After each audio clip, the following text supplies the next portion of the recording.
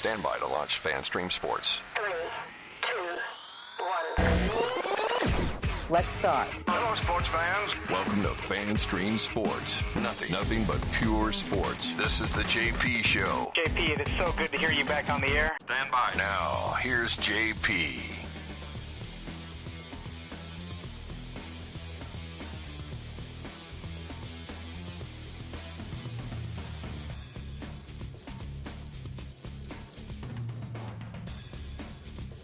Me, and that would be removing Liam Cohen. Yeah. Guess what? JP's producing the show today, and away we go. We got lots to get to today, folks, and we got lots of Bucks to talk about. We always love that in the non-football season. Liam Cohen spoke to the media yesterday. Scott Reynolds will join us at 10:30. We'll also play some snippets from the Liam Cohen press conference here in our first segment, so we'll get to the Bucks in short order. Of course, the Rays had another huge win last night, 8-2. Getting all these guys back, and Johnny DeLuca. Are you kidding me? Like, welcome to the Rays, partner. This is some kind of thing we got going on here. 10 RBIs for Johnny DeLuca. Absolutely fantastic. We'll hear from him, courtesy of Bally Sports. We'll get into the Rays' big win. A lot of good things are happening in these City Connect uniforms. They look fantastic. And they got some magic to them. Ain't no doubt about it. So we'll get into that as well. There are a couple stadium notes. We're going to get to another article in the Times dropped yesterday. And we got some really interesting conversations yesterday. And I want to make sure all of you know that we are very pro-Rays and want a stadium built here. Just don't want to make the same mistakes that Miami has made, so we can have some long-term baseball here. So don't worry, folks. It's the sky is not falling when it comes to the stadium. If this one doesn't go through, and it should not, we'll get one done the right way, hopefully. So we'll get into a little bit of that. The Pacers get screwed last night big time. Hockey is back for the second round. Interesting how it's so hard for these teams to repeat, right? Yeah. Once again, the Golden Knights are out now. Dallas wins last night, or this week. So very interesting to see and underscore how hard it is to stay at the top in the NHL. So we'll get to all that stuff. And, of course, you guys can jump in the comments each and every moment that you like. Good morning to you, Nathan Elliott. Glad to see you. And we'll get to all those stuff. Chris Lugo is going to join us at 11:45. And my good friend Evan L. Bushman will join us at 11:15. He has a great Rays podcast. We want to get him a little bit more involved in during this Rays season so we can get a lot of different voices on here vis-a-vis the Rays. So sit back, relax. We got a ton of good Tampa Bay sports-centric talk coming your way as we dive into it today. We really appreciate you guys joining us. All right, let's get right into it. The Rays with a huge win last night. They're fourth in a row now, back to 500, 8-2. Johnny DeLuca, the first Rays player to get 10 RBIs in his first 4 games with the team, a 2-run single, little opposite field knock with 2 strikes, knocks in a couple, loved the approach there, and then a bomb of a 2-run homer. And, man, does he change this lineup in a hurry. And, of course, having Josh Lowe in there, who had a couple of hits, he's coming back from his old bleak strain, that completely changes this lineup. And that's why, I mean, you get even Randy Arozarena, starting to see some better pitches to hit because of the guys that are in the lineup. He had a couple of hits and a couple of walks last night, or a double and a couple of walks last night. That's good when you see him walking. Harold Ramirez had a 4-hit game last night to tie his career high in an RBI and 3 runs last night. And so everything kind of falls into place when you have guys in place and the lineup gets thicker. You can't pitch around guys. Totally different look to this lineup, not only on the field with the Rays uniforms, but to the lineup itself. Tyler Alexander was good last night for 4 innings, not too shabby. So, and then Taj Bradley will be back soon. So what do you do with him in terms of starting pitching? I mean, they got to find some arms for the bullpen. Obviously, that is a huge need right now. And some of these guys that are coming back may fill those roles. The Rays have always done a great job of finding guys who can go to the bullpen, get them ready to face those. And oftentimes they become better pitchers because maybe they don't have the 3 and 4 pitches that you need to be a starting pitcher. Maybe they're just a 1-trick pony or a 2-trick pony, which you can make use of out of the bullpen with mixing and matching, as Kevin Cash and Snyder are so good at doing. So we'll see where that, obviously, as we move forward, if the lineup and the offense can be fixed, and clearly in this 4-game streak with Johnny DeLuca in there, it looks a hell of a lot meatier and thicker. That bodes very, very well for this Rays team. So you look at some of the other weaknesses that still exist, and I would definitely put the bullpen at it. They're, just numerically, I think second to worst in the league, but that'll get better. That'll get better, especially as some of these arms return, and they can, where they slot them is going to be interesting. But I certainly trust Kyle Snyder and Kevin Cash to find those spots. The thing is, you got to have the arms, right? You got to have the arms, and the Rays have the arms. Now, as they come back one by one, Shane Baz is also in his recovery mode right now, so we'll see where he's going to fit in. And frankly, Pete Fairbanks is going to come back. We know that, but these recurring nerve issues in his fingers scare me. I mean, can you really count on him as being your lockdown closer when it gets to money time and postseason times? At this point, not really. Not really. So how does this all work out? And what the hell happens to Jose Siri? Now, I know from a number standpoint and some other issues that are more roster related, it might be hard. But if you just look at the odd man out, and of course, with Josh Lowe, you don't want to sit here and say, okay, pencil him in for the rest of the year. He's been injured, and, oblique strains and things like that. Those have just a really nasty way of recurring. So, you don't want to necessarily lose Jose Siri just yet. But, if you look at the guys and the outfielders that we have available, he's clearly the odd man out. Again, I said this yesterday, from a culture fit, I don't feel like he's a great fit for the Rays. He's not one of those guys that pays, uber attention to the details. He's been benched for loafing. I don't like it. The lack of discipline at the plate. Look, the showboating, it is what it is. When you're playing well, it's all great. When you're leading the league in strikeouts, it looks stupid. And when you continue to, pimp pop flies to the outfield, it looks stupid. And it erodes kind of what you're trying to do for the Rays. I mean, they've always been a team that does it the right way, pays attention to the details. Hustle is a big part of their game, playing the game the right way. And sometimes I think Siri kind of gets away from that. So when you have other guys that are certainly producing, then, let's move on. Let's move on. He was great for the time he was here, but if somebody's got to go, he's the guy, in my opinion. What do you guys think? I'd love to get your thoughts on that. Just hit us up in the comments here. Already, we're popping up. I appreciate you guys doing that. You can always do that on YouTube and on Facebook. Says Nathan says, good morning. As always, good morning to you, Nathan. We always like to say that. Hey, JP, the Rays have played pretty good since you scorched them on Twitter. Jesus. Okay, I'll take all the credit. If you want to give me the credit, Lonnie, I'll take all the credit. No problem. I just, again, I've said from the very beginning, I love the jerseys. I love the look. I love the vibe. Love every part of it. I was simply commenting on the pandering to a subculture and skater culture that the skater culture doesn't really exist. Subculture, like these are not people that are interested in baseball. And if you want to spend your time pandering to these people and money, hoping that they're going to become long-term fans and fill your luxury boxes in this new stadium, that's probably not going to happen. Not that it's bad marketing. It's great. All that stuff. I was just simply commenting on the idea that we're going to appeal to the culture because subtext, nuanced, next level. I know what they're doing. They're trying to look inclusive and wonderful and embrace the St. Pete culture.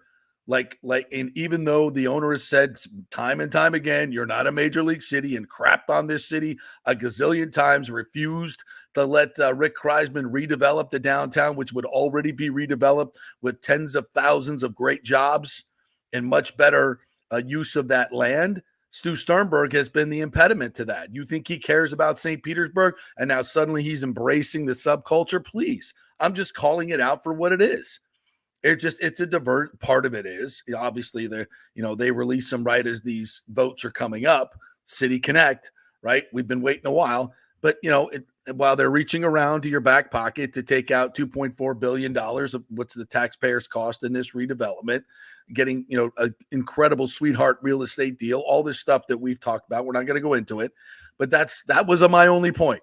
Love the jerseys, love the branding, love it, love the fact they're winning and they're undefeated.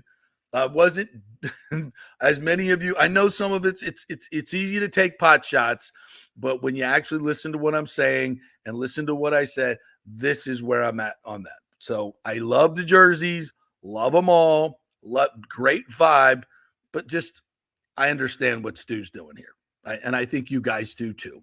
But we don't want to talk about it. That's not fun to talk about, right? We don't want to talk about that.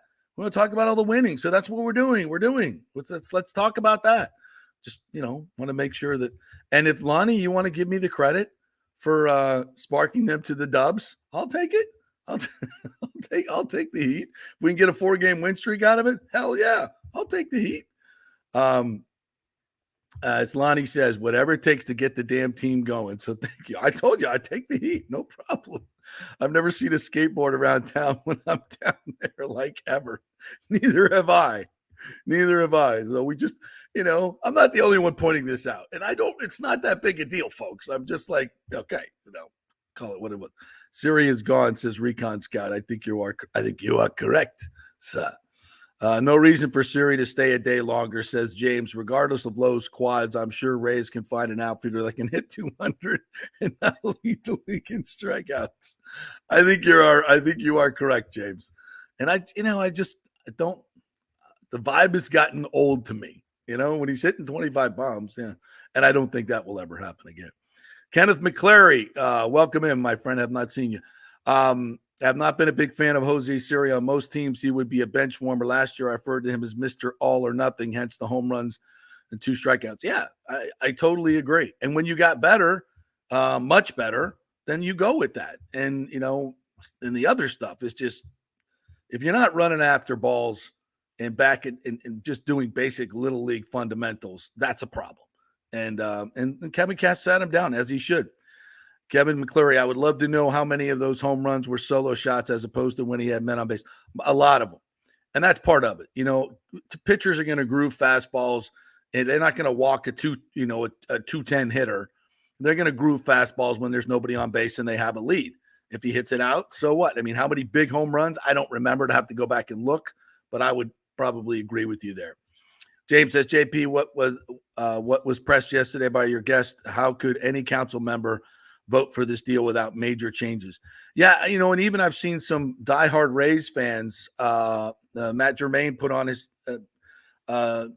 Twitter today, and I commented on it. He said this deal needs to be better. It needs to be more 50-50, and he's absolutely right. He made the same naming rights need to go to the city so they can recoup some of this money. I mean, where is the recouping of the money for the city? I don't see it in this deal. And, that's always been the problem. I don't want to get too much into that today because the Rays are on a winning streak.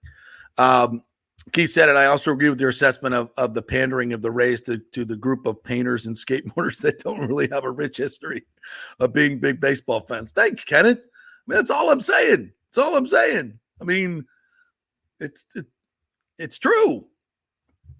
I mean, was there a skater culture in the early 2000s? Yeah, probably. Is there now? No. Rick says, billionaires are politicians. Of course, we can't trust them during an election year. Damn right.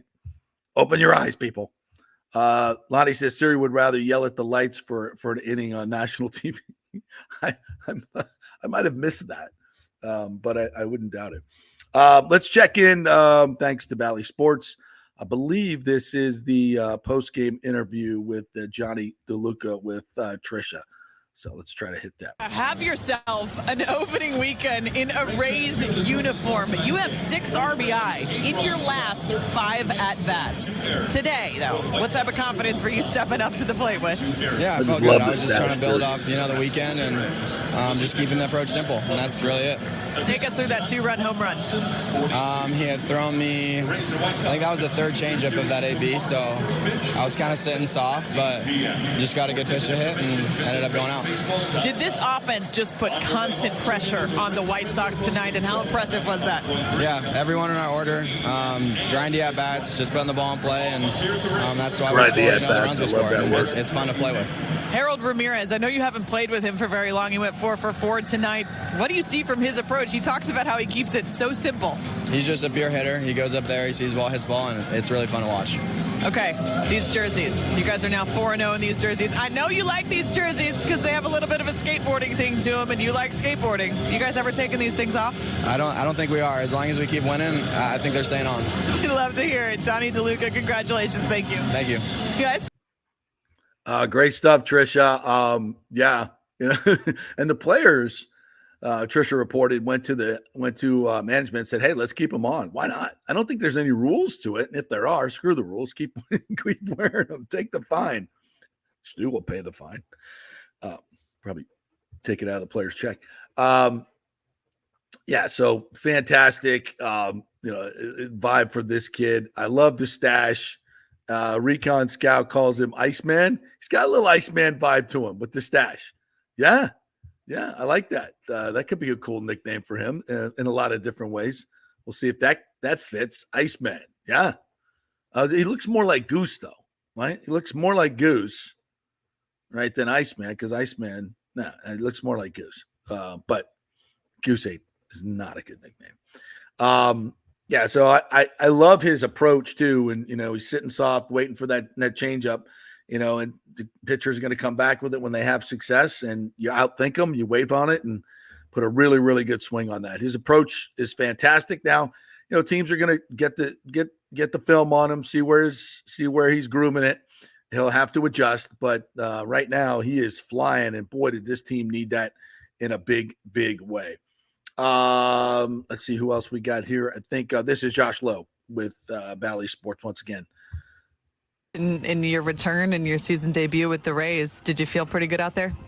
Yeah, I was just excited to be back on the field and just excited to contribute to a win today. Everything feel pretty normal from your hamstring to your oblique? Yeah, I got tired. Looked up in the third inning. I was like, man, this game's going on forever. But I felt good. Body felt good, and looking forward to getting out there tomorrow. How about the guy in the locker to your right over here, Johnny DeLuca? He's had 6 RBI in his last 5 at-bats. How much of a spark plug has he been this opening weekend for him? I believe he's undefeated as a Ray, so that's yes, pretty cool. He's swinging the bat well. Even when I was with him in Durham, we were rehabbing, he looked great swinging the bat there too. So it's just cool to see him have some success early. I'm just going to keep building on it. You guys never want to take these City Connect jerseys off? I guess not. Let's just keep it going. A good night for the lineup overall. I mean, it seemed like productive at bat after productive at bat, kind of. Yeah. A lot of good quality at bats, I guess. We swung at good pitches, I think. Hit the ball hard for the most part too, and we just pass it along to the next guy. Really, nobody was trying to do too much, take the big swing, and we got guys on, and I think we ran the bases pretty well, and caused some havoc out there, and did our thing. And obviously, the White Sox, not the best team in the league, but you take it where you can get it. And it just, when your pitchers aren't able to pitch around certain guys, it just changes the whole dynamic. And when you put 2 bats in there, especially, one switch hitter and left side, it totally changes the whole deal. This is something that the Rays have desperately needed. Now, as I said, get the bullpen figured out. Starting pitching has been good. But this offense has to be consistent. It's got to be consistent against good pitchers. So that is yet to be seen. All right, let's hear from Kevin Cash. What do you have? With the offense, seemed like there was just Courtesy constant of pressure Sports, from the lineup tonight. What were you seeing from the at-bats that you liked? Well, I mean, a lot of good at-bats. I mean, we had, it was nice to have Josh back. He was kind of right in the middle of some things, single, double early on. But Harold had some big at-bats. Randy with the double. I mean, so many guys. What do we have, 13, 14 hits? A lot of people are going to contribute, and glad that we did. I mean, we were able to get an early run and then separate the game, probably highlighted by Johnny DeLuca. Seems like we've been talking about DeLuca all weekend, but 6 RBI in his last 5 at-bats. I mean, just what can you say about the spark plug he is? It's pretty impressive. I mean, the home run was impressive. I like the 2-strike shot to right. Ground ball through to right was just as benefiting for us. And Harold Ramirez, he went 4 for 4. Johnny was just talking about how he's impressed by his simplistic approach. What do you see from him? It is pretty simplistic approach. I think it's a very much see ball, hit the ball. Harold doesn't overthink too much when he's at the plate, and maybe it's a sign of a good hitter getting hot. Say, what kind of night like this do for Harold? Just maybe hasn't been the start that he was hoping for. Personally. Yeah, I think hopefully a lot. I mean, we want a lot of these guys to feel good in the batter's box, feel good about themselves. And I mean, Harold, two soft hit balls and 2 balls he's squared up really, really well. So encouraged by that. So you guys broke it open, but Erasmo kind of settled that game down a little bit when he came in. Erasmo did a tremendous job. Yeah, I mean, to come right through the 2, 3, 4 of their lineup and get 3 fly balls on 6 pitches was pretty huge, and it allowed him to go a little deeper than maybe we had originally thought. You set up. Awesome. Yeah, I mean, he looked great in spring training. We were really happy about him in spring, and through strikes. In that situation, you want to throw a lot of strikes. He threw a lot of strikes, landed his breaking ball. And those changeups that from the side, they looked like he was turning them over. They were pretty tough. I was in the clubhouse right now petitioning MLB for these to be your jerseys every day. Probably, yeah. I'm guessing we'll wear them again. And that's not my call, but I'm sure somebody will say it. Yeah. You better not take them off. Trust me, the people love them. Yeah, and great to see the Rays out of last place. You saw the standings there now, back to 500. Toronto beneath them, still 6 games back. Not like you're counting games, but because you got the Yankees coming up soon anyway. But this team desperately needed to get on a roll and feeling some confidence. The absolute bottom getting swept by the White Sox, so you want to come back and sweep them, but you're well on your way to doing so. Get it done. Get it done. And I'm sure we'll see the City Connects again tonight. And the Rays will keep it going. Again, if you guys want to jump into comments, feel free to jump in there. We'll put them up as we go. All right. We're going to talk with Scott Reynolds here in just a little bit. Liam Cohen spoke, and all the offensive coaches spoke yesterday. Scott was there for that. So we'll hear from him. Some of the highlights here coming up. Just some of the things I watched the Liam Cohen one. And first of all, just love his demeanor. Not, I'm not saying I love Dave Canales. He was super fun and super positive. You love the vibe, everything about it. Liam just seems to have like an inner confidence to him, like he's been here before, have called plays, done this before. Dave didn't really do that. And I thought Dave did a fantastic job. Obviously, he's very impressive. Became the Panthers head coach. The offense got better as the year went on, but still was not where it needed to be. Good. And as Liam said, we want to go from good to great. 21st or 22nd in total points. Got to be better. And I think this continuity with the players, obviously it's a new system, so they're learning it, and great attendance. Mike Evans is out there. You'd be hard pressed to find a superstar receiver at his age that's out there already in the offseason program. I mean, that's impressive to me. He wants to learn a new system, and that's what you get from Mike, right? He's the ultimate professional. He's all about winning, and he knows damn well that he needs to be out there with this new offense and get a feel for it. So, hats off to him and all the rest of the vets that are out there. I'm telling you, folks, this doesn't happen everywhere. It doesn't. And the Bucs got a really good vibe going. They got a really, really good vibe going. So I wanted to just play a snippet here of Liam before we get to Scott, so you get a feeling for who he is, what he sounds like, how he handles things. Really, really impressive. So here's a little slice from Liam Cohen's press conference yesterday, courtesy of the Buccaneers. All right. Talk about the offensive draft picks you guys had starting to part. Question from Scott about the draft. The offense was a huge get for us. Jason had mentioned it. We were hoping that he would fall to us, and we feel really lucky to get him. Just has a ton of diversity to his game. He's played all three real positions in terms of the center, guard, and the tackle position for us. For Duke, excuse me. And then for us, it's like, hey, okay, we just give him competition at multiple spots and see what happens. He's built the way that you kind of want those guys to be built. He's athletic. He's got a mean streak. He plays the game that the way it's supposed to be played. He was very well coached. Comes from a great family. Really excited about seeing kind of where he fits into this whole thing. Maybe you start him at center. I mean, that's one of those positions, that quarterback-center relationship. Yeah. And all of that. Yeah, we'll give him we'll definitely start him off at center and just see how he handles everything, right? There's a lot of communication and things that can occur from that position with the quarterback and the rest of the unit. We'll see how that communication goes, but we feel confident that he can be able to do some of those things. And then if not, hey, we slide him over to guard and give him a shot there as well. What do you like about Jalen McMillan? Yeah, I love J-Mac. He's a true route runner. He's a guy that's wired to separate. Has the ability to work the defense at all three levels. He's can run the option routes, the choice routes, but also has enough long speed to get down the field vertically. He's very quarterback friendly with the way that he gets out of his breaks. He's a hands catcher, and he played in a system and with a group of guys that was extremely competitive, and he has that competitive nature to be able to come in here and compete for early playing time. Months since getting hired to finally get the guys in the building to start working with how anxious have you been to get these guys and implement and install? Yeah, it's been great. It was these guys, they're workers. You can tell that there's a real culture in this building that was already set, that's been set. And now for us, it's all the message has been is just how do we get better? How do we take the next step from good to great? And obviously, first and foremost, fixing and getting better in the run game. And these guys have been fully bought in. Yes. They've been great energy, really communicative out on the field, really just engaged. It's been an absolute pleasure working with these guys so far. And speaking of run game, Bucky Irving. Yeah. Talk about what you like about his skill set. Yeah, Bucky's he's pretty dynamic where he gives us the ability in the run and pass game, right? The screen game.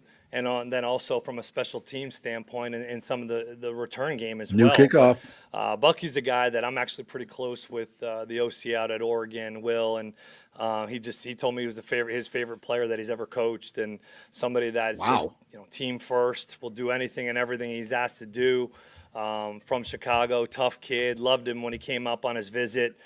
Just the type of kid that I think will fit in really well in this building. And the nice thing I like about Bucky is he gets to his top speeds early. Like when he accepts the handoff, he bursts and accelerates through the hole and can make people miss in space.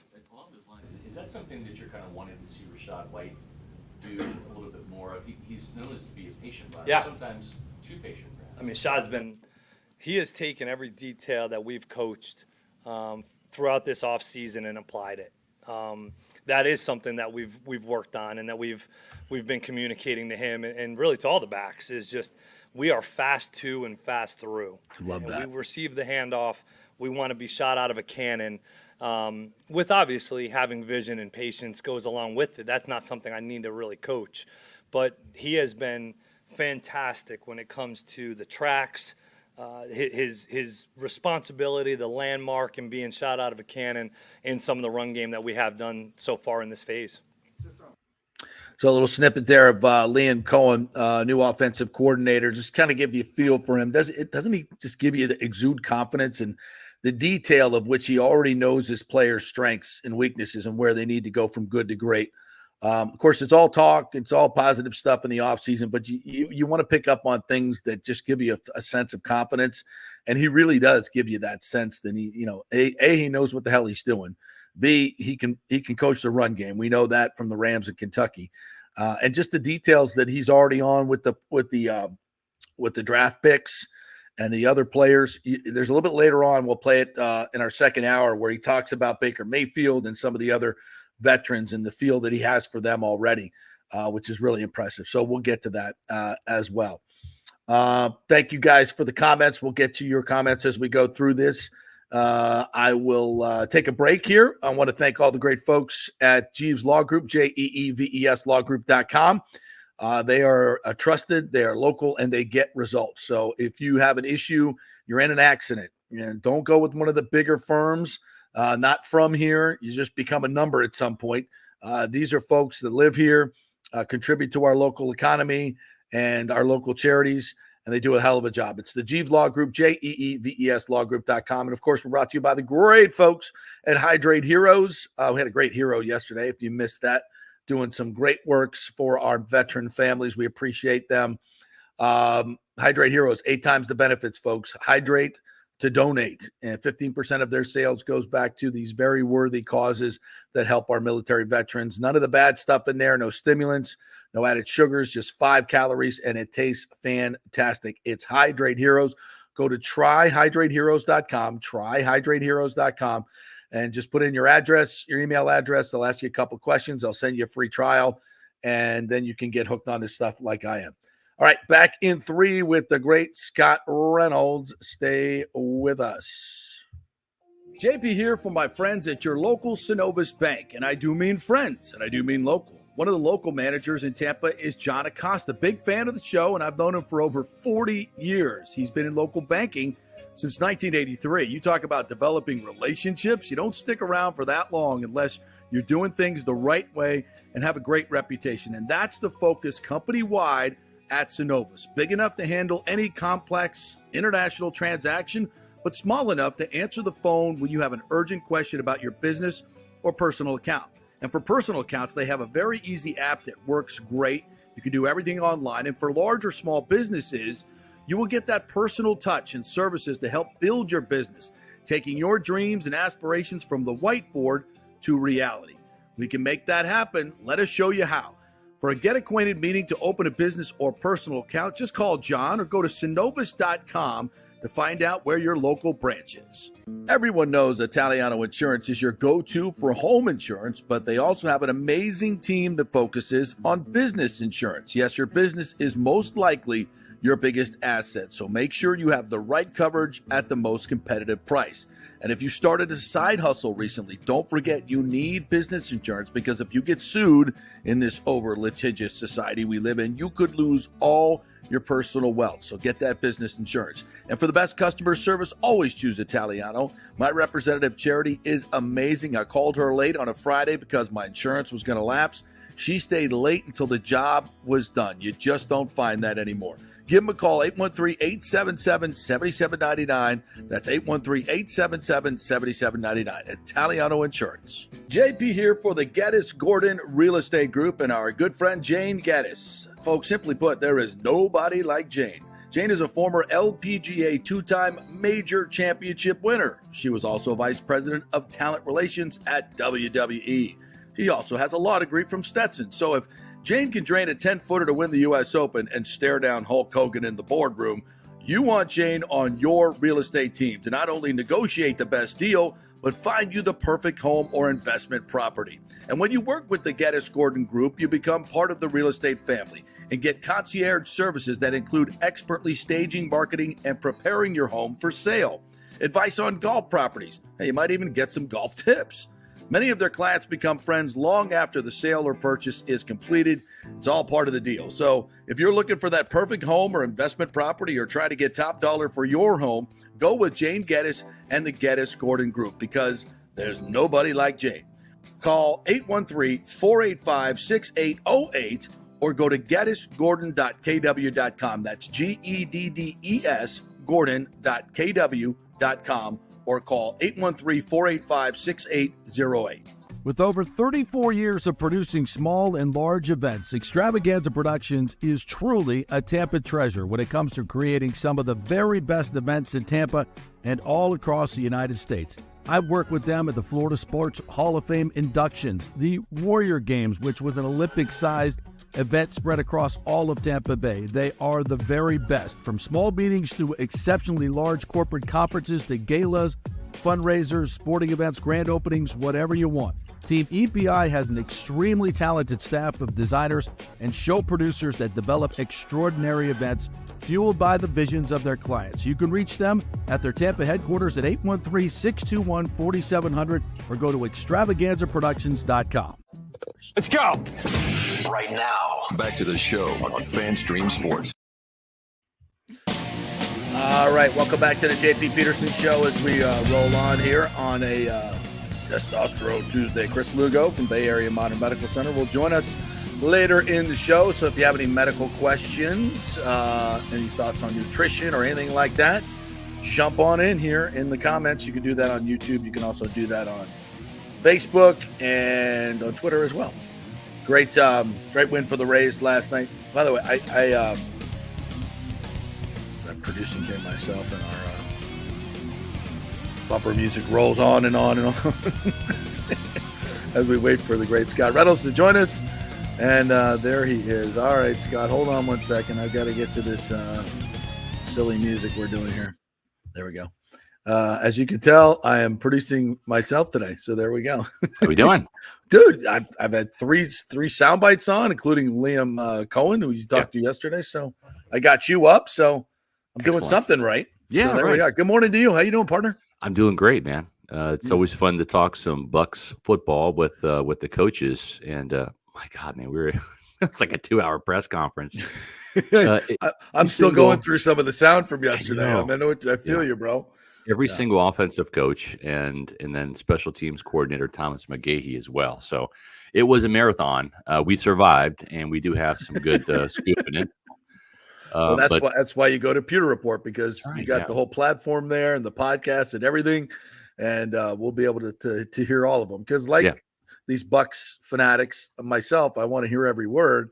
Because we got a lot of new stuff here, and I just gave my first impressions of Liam Cohen at an extended press conference, and I just love his confident vibe. Yeah, he's just got the details. He's already got it down. He knows the strengths and weaknesses of every player. Just exudes, at least on camera, confidence. What was the feeling like in person? As much as we love Dave Canales, and we love him because he was such a great communicator. He did such a great job in those press conferences, breaking it down for the media, like what he was doing, the thought process, everything, right? And those press conferences last year were really educational, and just a huge cry, a far cry from what Byron Leftwich, would say with his, that's fantasy football. Just he came across like an idiot, to be honest, and it's no wonder. Very patronizing. Extremely patronizing. Very patronizing. And it's no wonder he doesn't have a job in football anymore. I mean, he was hand chosen by Bruce Arians to be, the next great offensive coordinator. And he wasn't. And it was the talent around him. But such a huge departure from that last year with Canales. And I'll tell you what, Liam Cohen has got the same type of communication ability, comes across really transparent and very educational during his press conferences. And so you can only imagine if he's breaking it down like this for the media, what the players are getting in these meetings, right? I mean, the attention to detail that they're getting is just next level. And I liken both Cohen and Canales because of their excellent communication skills. But you're right, JP. It just comes across like Liam Cohen has more confidence. He's been a play caller for 2 years in the SEC. That matters. He called a handful of games for Sean McVay with the Rams at the end of the 2022 season. And so with Canales, you could kind of see the exuberance, the kind of like the first kid on the first day of high school as a college or as a high school freshman. Wow, I'm in high school now, And Liam Cohen just kind of comes across like a junior, been there, done that, excited for this year, and man, I'm going to be a senior next year. You know what I mean? It just, just a little bit of a level up. And I really think the Bucks are in really good hands with him. I think probably the one big takeaway I got from Cohen, and he wasn't throwing Canales under the bus. It's like the tape is what it is. Like, it's, that's just the way it was. But when he was asked yesterday, what was the biggest thing holding back the Bucks run game? He said, probably just the lack of diversity in terms of the runs, right? Yes. And what he meant by that was just too few run calls, right? And that's not all on Canales. That's on Harold Goodwin, who is the run game coordinator, the offensive line coach. And I'll tell you what, there weren't a lot of tears shed when when Harold Goodwin and Joe Gilbert, the offensive line coaches, went to Carolina, right? I mean, it wasn't like a going away party or take that last place run game with you, boys. That's right. Yes. I think that no was offense. The common denominator, to be honest, with the lack of running success. And sure, not having Ali Marpet and Ryan Jensen hurts. Yeah. But I'm telling you, the scheme was part of it. And I think that's kind of what Cohen was alluding to, JP, when he said, we're gonna have more diverse runs, right? It can't, and this is my words, not his. I'm just interpreting what he said. It can't be predictable. It can't be, oh, they're in this formation. Right. It's going to be one of these three running runs. Up the middle. Yep. No, if they're going to be in this formation, it's going to be one of 5 or 6 different runs, right? And it's not going to be just to this side. It might be a counter to the other side, right? So he's going to give offenses or defenses a lot more to think about at the line of scrimmage. Eye candy, motions and shifts. And the secret weapon this year is going to be the fact that he wants Baker Mayfield to be the field general. And that means audible. That means the plays at the line of scrimmage, because so many times those runs, because of the predictability, the lack of certain, I should say, the lack of a bigger playbook when it came to the running game. Mm-hmm. A lot of times the runs were DOA. They were dead on arrival, right? At 1st and 10, they're in this formation. You could see Carolina shifting defensive players, going off tackle. This is what's coming. Yep. And all of a sudden, Rachaad White's banging it in there for 1 yard. Now you're 2nd and 9, right? So now Baker Mayfield at the line of scrimmage is going to sit there and say, oh, looks like they're guessing what we're going to run. Okay, fine. We're going to run the other way, and we're going to motion a guy. Maybe we'll motion Godwin from the slot all the way to this side at the snap of the ball. Now, all of a sudden, we got numbers on this side. Right. So not only are we not running into the teeth of their defense, we've actually flipped the numbers, and now we're running into a more advantageous side where we have numbers. We're outnumbering them at the point of attack at the snap of the ball because Baker Mayfield recognized the play and what to change it to. And I think that's just going to really help this run game, JP. And he also kind of confirmed what we all were thinking, that Graham Barton is here to play center. People have talked about left guard. He ain't playing left guard. He's going to play the center. only way he plays left guard is if Robert Hainsey, who has gotten a little bit bigger this year, if Hainsey balls out and because he's in a contract year, and the Bucs are committed to find. And you heard Kevin Carberry say this, the new offensive line coach. Liam Cohen said this. John Spytek said this after the draft, the assistant general manager. They want to find their best 5 offensive linemen. We know Tristan Wirfs is one. We know Luke Gedeke is 2. Yep. We know Graham Barton is going to be one of those guys, as well as Cody Malk. So they're finding the 5th guy. Is it a guard? Is it Sua Opeta, who I think probably is penciled in right now as the guy? Or is that 5th guy going to be Robert Hainsey? And if that's the case, then maybe he plays left guard, or you move Barton to left guard and you give Hainsey another shot at center. You can always change it, right? And that's one thing Carberry said. We're going to cross-train Cody Malk at center. We're going to cross-train Graham Barton to play guard as well as center, because you always want to have those contingency plans. And you know what? You might discover Barton might be a better left guard, or he might be a better center, or Hainsey might actually be able to play guard, right? Not just center. So I like the open-mindedness there. I agree. Yeah. And Carberry, let's talk a little bit about him. I did not see his interview, but his credentials are sparkling. When they got him, I was like, wow, that's a get right there. That's a pretty damn good get. Yeah. What are your thoughts on him? Well, the other thing too is he and Cohen spent some time together with the Rams, so he comes from that Sean McVay. And listen, the Rams are known for passing, right? Puka Nacua, Cooper Kupp, Jared Goff, Gurley ran the ball Stafford. pretty good. Gurley ran the ball pretty good. Kyron Williams was a 1,000-yard back and a Pro Bowler last year with the Rams. So they can run the ball. And you and I both have said, I love running into like the lighter boxes with the 3-by-1 concept, which is 3 wide receivers on one side, the tight end split out, and all of a sudden you're facing a nickel or dime defense. And if you've got a tight end out there, not at the line of scrimmage, but flanked out by himself, right? You've got one of two choices. Yes. You're either going to be taking a linebacker over, out of the box, closer to the sideline, covering that tight end. And now you got a bigger body on, let's say, maybe Devin Culp, right? The guy that runs a 4.47, or maybe it's Cade Otten out there. Or if you want to leave that linebacker in the box, now you're walking a safety down, and now you've got a 200-pound safety, maybe 190-pound safety, or a nickel corner, right, on a big tight end like Otten, or a fast guy like Culp, who's 230 pounds. So you're either going to have a size mismatch or a speed mismatch outside, and if they take that linebacker out of the box, now you've got one linebacker in the box, right? And you got three receivers, and they're covered, and you got the tight end covered, and now all of a sudden it's, let's find a lane for Rachaad White. Boom, 7 yards. See, this is the thing. People want to bang on Rachaad White, but look at the numbers. He was contacted 1.9 yards. That was the number, the lowest in the league, the worst in the league, however you want to say it. And he's a guy that can make people miss in space. Yes. But if you got 50 guys which was where the Bucs were trying to run the ball in these tight formations with tight ends that couldn't block. That's right. And an interior line that couldn't move anybody. It's counterproductive, counterintuitive. This is a bad idea from the very beginning. You spread it out. You get him in space. You get Bucky Irvin in space. You get Chase Edmonds in space. That's right.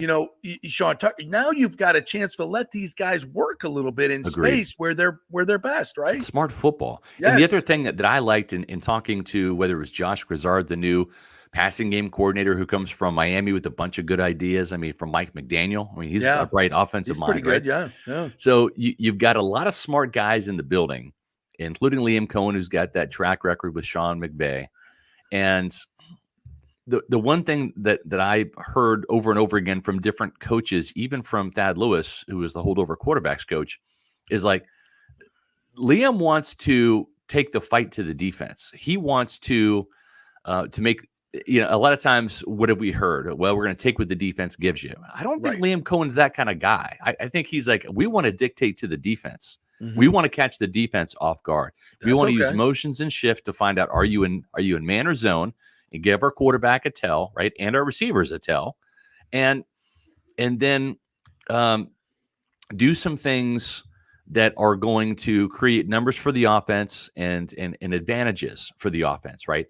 Whether it is motion at the snap, not just before the snap. So there's a lot of things that in this offense with a lot of bunch wide receiver sets that are going to give receivers some free releases. And, for guys that aren't, Tyreek Hill, they're not, Jalen Waddle, they're not 4-3 guys, and Mike Evans and Chris Godwin, when you're talking about giving, guys that are maybe closer to 4-5, free releases off the line of scrimmage, right? Because it's a little bit of a jailbreak, right? When you've got that bunch formation, you don't know who's breaking in, who's going deep, who's breaking out.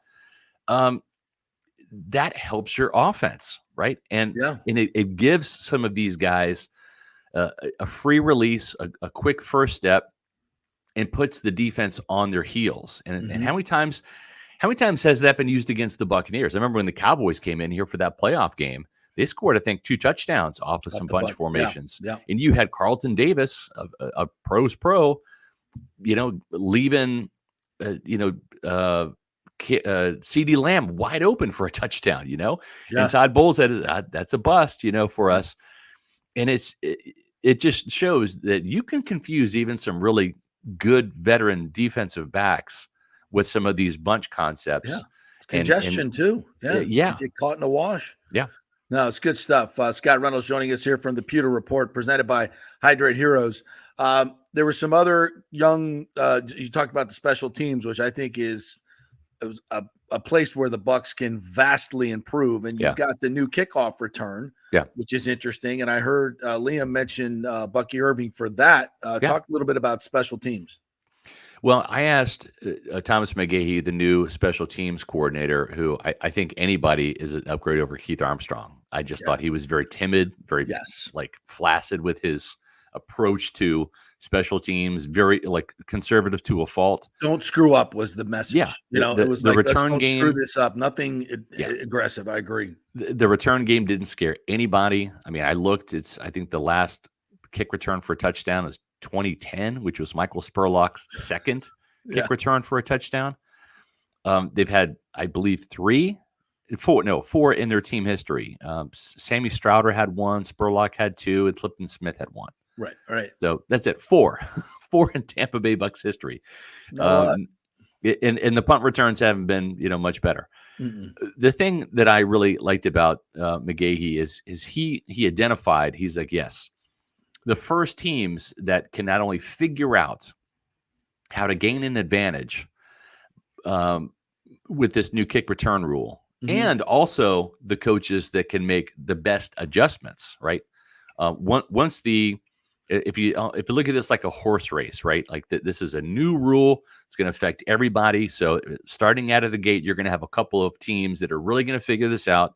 Maybe either get some big returns or maybe a touchdown or two on the board early, right? Because they got it figured out.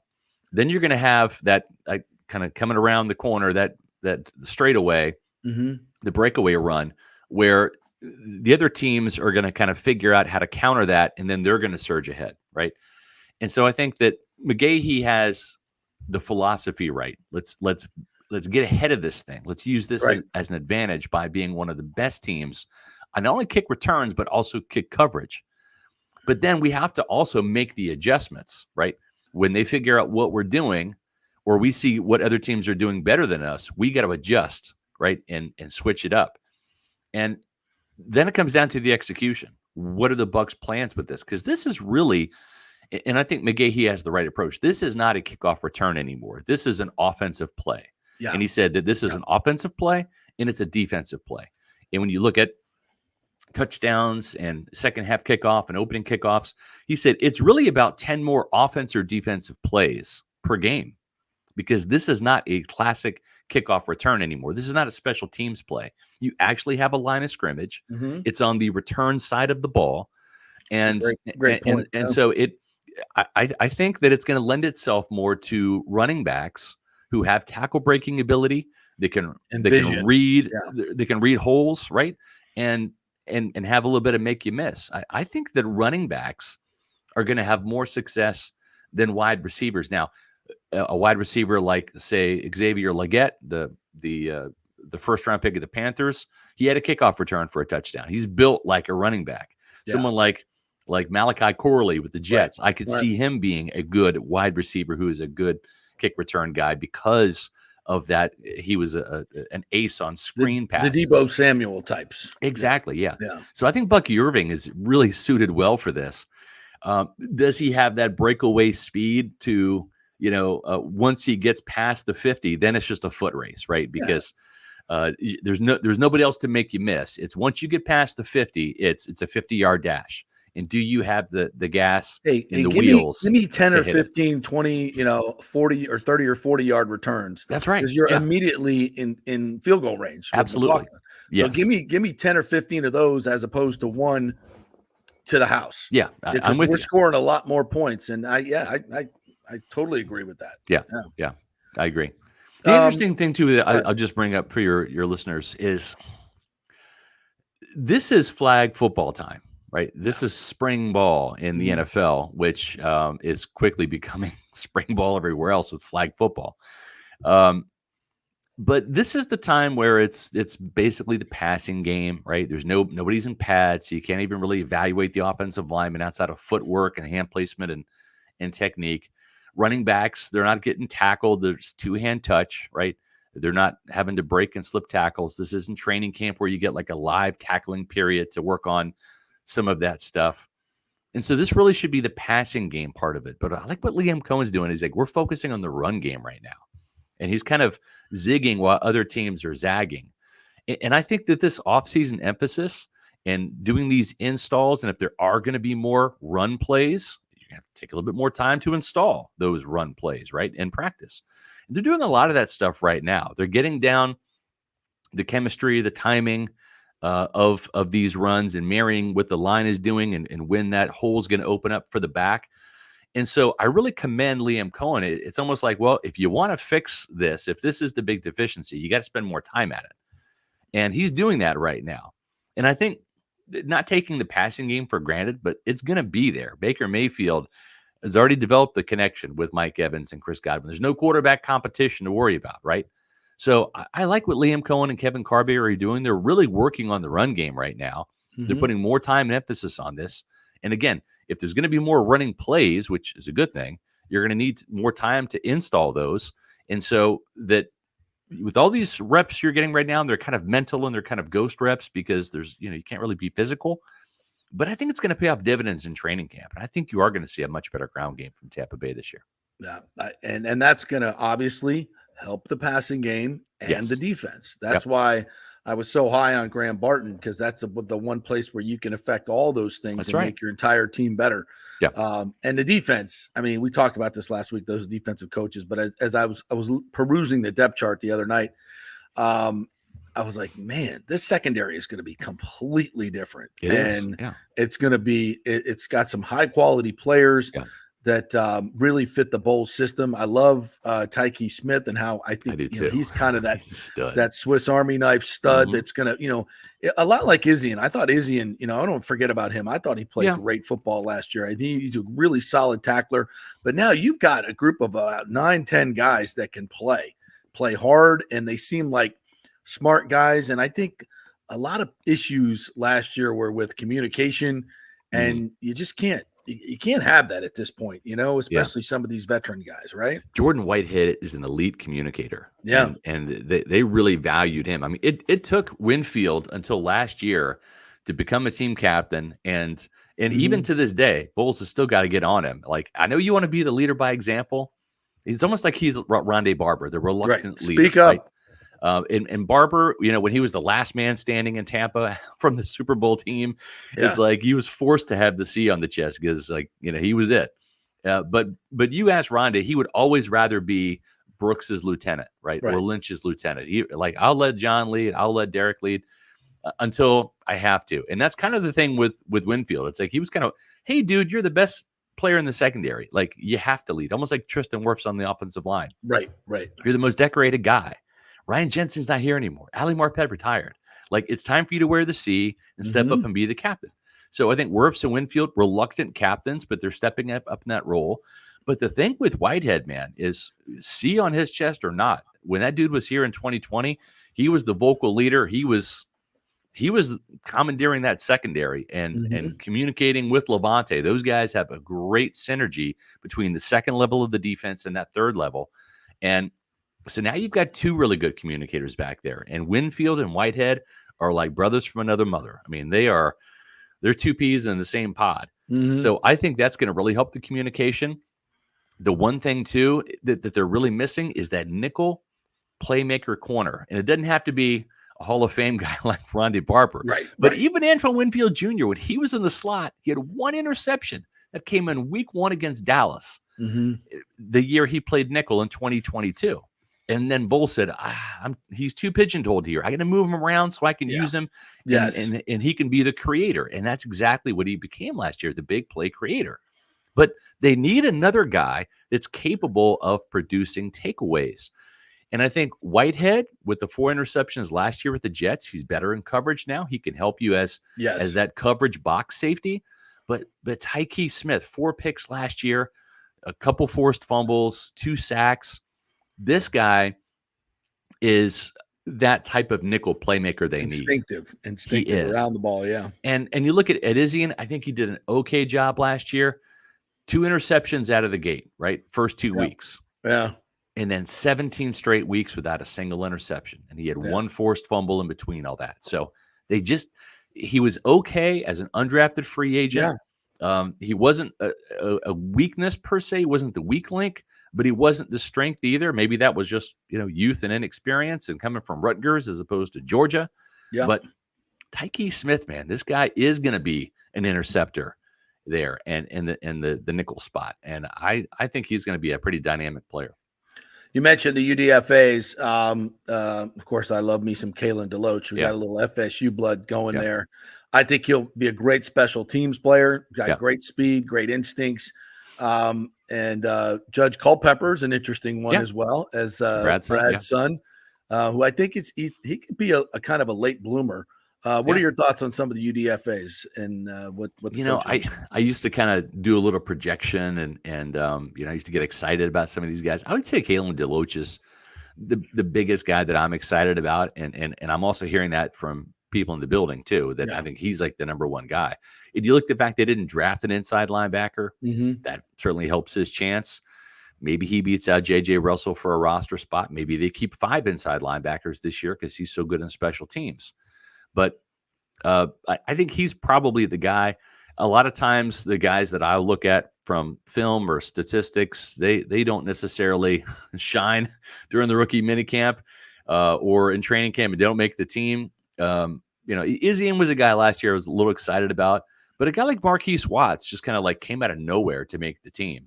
And so I like to just kind of wait until the Bucs rookie minicamp and then kind of assess the situation. I think right now, these guys got undrafted for a reason. Like there are some warts in all these guys' games, whether it's speed or lack thereof, or whether it's size or lack thereof. Maybe they did that at a small school, and this is a really big jump to the NFL. We'll wait and see. But the one thing I will say is when you've got 3 really good draft classes, and we'll see how many starters emerge from this year's draft class. I think right now you're looking certainly at Graham Barton as a starter. Chris Braswell will probably have starter snaps, whether he is the number one guy on opening day or whether he is a guy that emerges later in the season like Yaya Diaby. We'll see, but he will be in the rotation. You are going to see him. You will feel his presence out there at outside linebacker.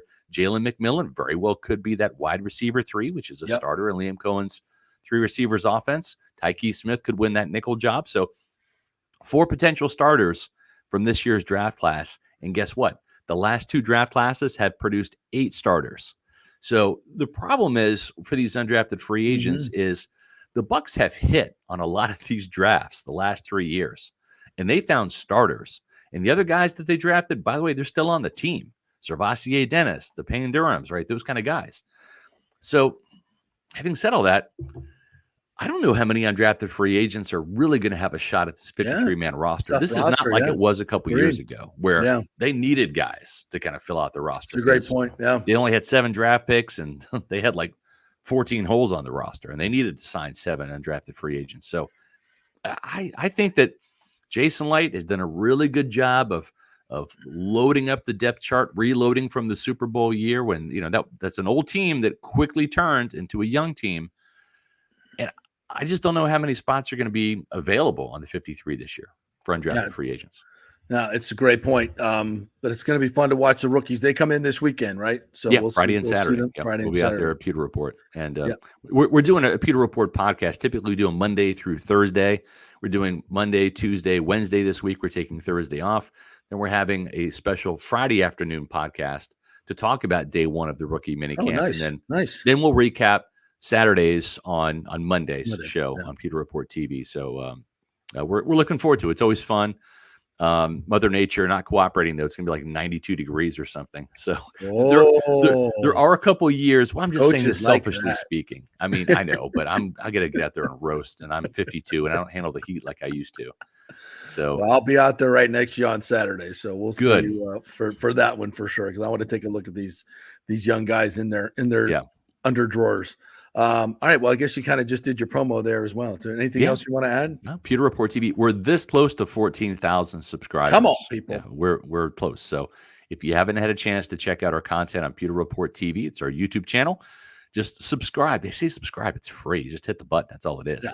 And then you can join the 13,930 Pewter people. Soon to be. Almost 14,000. Yeah, we're getting close. So we could use your help. And you can also follow all the minicamp action this weekend and all of our great content leading up to that on pewterreport.com, the mothership, and on X, Facebook, and Instagram at Pewter Report. Best in the business, Scotty. Thanks so much, man. Really appreciate you as always. You, JP. We'll see you Friday. See you Friday. Thanks. Saturday for sure. Yeah, no doubt. Sounds good. Thanks, buddy. All right. Great stuff there. I just love talking football with Scott Reynolds. It's just like we could do that all freaking day. So yeah, thank you so much for that. Any comments, jump in there. We'll hit them when we come back. We'll hear a little bit more Liam Cohen as well. We got Evan L. Bushman coming up. He's got a great Rays podcast. We're going to get his voice on here, get his thoughts on what the Rays are doing. So quick break. We'll come back. We're presented by the great folks at Hydrate Heroes. Enjoying my elderberry watermelon flavor here today. Very, very good. So get a free sample. 3 free samples. We'll send you 3 packs in the mail. Go to tryhydrateheroes.com. That's HEROES. So you see right there, Hydrate Heroes, tryhydrateheroes.com. We'll ask you for a little bit of information. We're not going to spam you with anything. We're just going to send you those 3 free packets, and then you can see how great they are and all the great benefits for it. 8 times the benefits, all the electrolytes, no the extra sugar, vegan friendly, all that good stuff. Back in 3 with more Bucks and Rays talks. Stay with us. This is The Strike. 102.5 WHPT, HD2 Sarasota, Tampa, St. Pete. JP here for my friends at your local Synovus Bank. And I do mean friends, and I do mean local. One of the local managers in Tampa is John Acosta. Big fan of the show, and I've known him for over 40 years. He's been in local banking since 1983. You talk about developing relationships. You don't stick around for that long unless you're doing things the right way and have a great reputation. And that's the focus company-wide at Synovus. Big enough to handle any complex international transaction, but small enough to answer the phone when you have an urgent question about your business or personal account. And for personal accounts, they have a very easy app that works great. You can do everything online. And for large or small businesses, you will get that personal touch and services to help build your business, taking your dreams and aspirations from the whiteboard to reality. We can make that happen. Let us show you how. For a get acquainted meeting to open a business or personal account, just call John or go to synovus.com to find out where your local branch is. All right, this is for all you guys who don't want to go to the gym and do 5,000 crunches. At Bay Area Modern Medical Center, you can get on the new True Body machine where you can reduce fat and tone up your muscle. It's like doing 54,000 crunches in just 15 minutes. Define your body as you see fit. True Body offers personalized muscle stimulation that delivers the equivalent of those 54,000 crunches in just 15 minutes. Just get in touch with them at Bay Area Modern Medical Center, BAMMC.com. Chris Lugo and the team over there will set you up on True Body and get amazing results. Non-invasive with comfortable and little to no pain and zero downtime. You can isolate and target those areas that you want to improve and treat multiple areas simultaneously. It's an amazing machine, so check it out at Bay Area Modern Medical Center, BAMMC.com. Are you looking to be more productive and healthier? Do you know chronic dehydration affects your overall health and well-being? 75% of the U.S. population suffers from dehydration, and many of us don't even know it. That was me before I was introduced to Hydrate Heroes. 8 times the benefits with hydration. A beverage with benefits more than just hydration. That's right, 8 times the benefits with hydration. Hydrate Heroes provides a refreshing, great-tasting beverage powder to mix with water, providing elderberry, zinc, vitamin D, electrolytes, amla fruit, which provides a great source of vitamin C, along with a proprietary mushroom blend that has shown to help increase endurance and energy at the cellular level. Hydrate Heroes is so confident you're going to love the taste and the results. They are offering our listeners a special offer, a free 3-pack sample, no credit card needed. Just go to the jppetersonshow.com, the jppetersonshow.com, and click on Hydrate Heroes logo. Hydrate for health today with Hydrate Heroes. With over 34 years of producing small and large events, Extravaganza Productions is truly a Tampa treasure when it comes to creating some of the very best events in Tampa and all across the United States. I've worked with them at the Florida Sports Hall of Fame inductions, the Warrior Games, which was an Olympic-sized event spread across all of Tampa Bay. They are the very best, from small meetings to exceptionally large corporate conferences to galas, fundraisers, sporting events, grand openings, whatever you want. Team EPI has an extremely talented staff of designers and show producers that develop extraordinary events fueled by the visions of their clients. You can reach them at their Tampa headquarters at 813-621-4700 or go to extravaganzaproductions.com. Let's go. Right now, back to the show on FanStream Sports. All right, welcome back to the JP Peterson Show, brought to you by the great folks at the Gold and Diamond Source. And it's Mother's Day coming up, guys. Don't screw this up, whether it's a wife or your mom or both. So many reasons to head on into the Gold and Diamond Store. Stop by now through May 9th and enter to win a spa getaway. That's what they want to do. They want a spa getaway. They don't want to hang out with you and the kids. They want to get away. Get him the spot getaway. Right, Ashley? Yes. Correct. She said yes. The Golden Diamond Source Mother's Day collection has the perfect gift for the one person. They love you and the kids, just not on Mother's Day.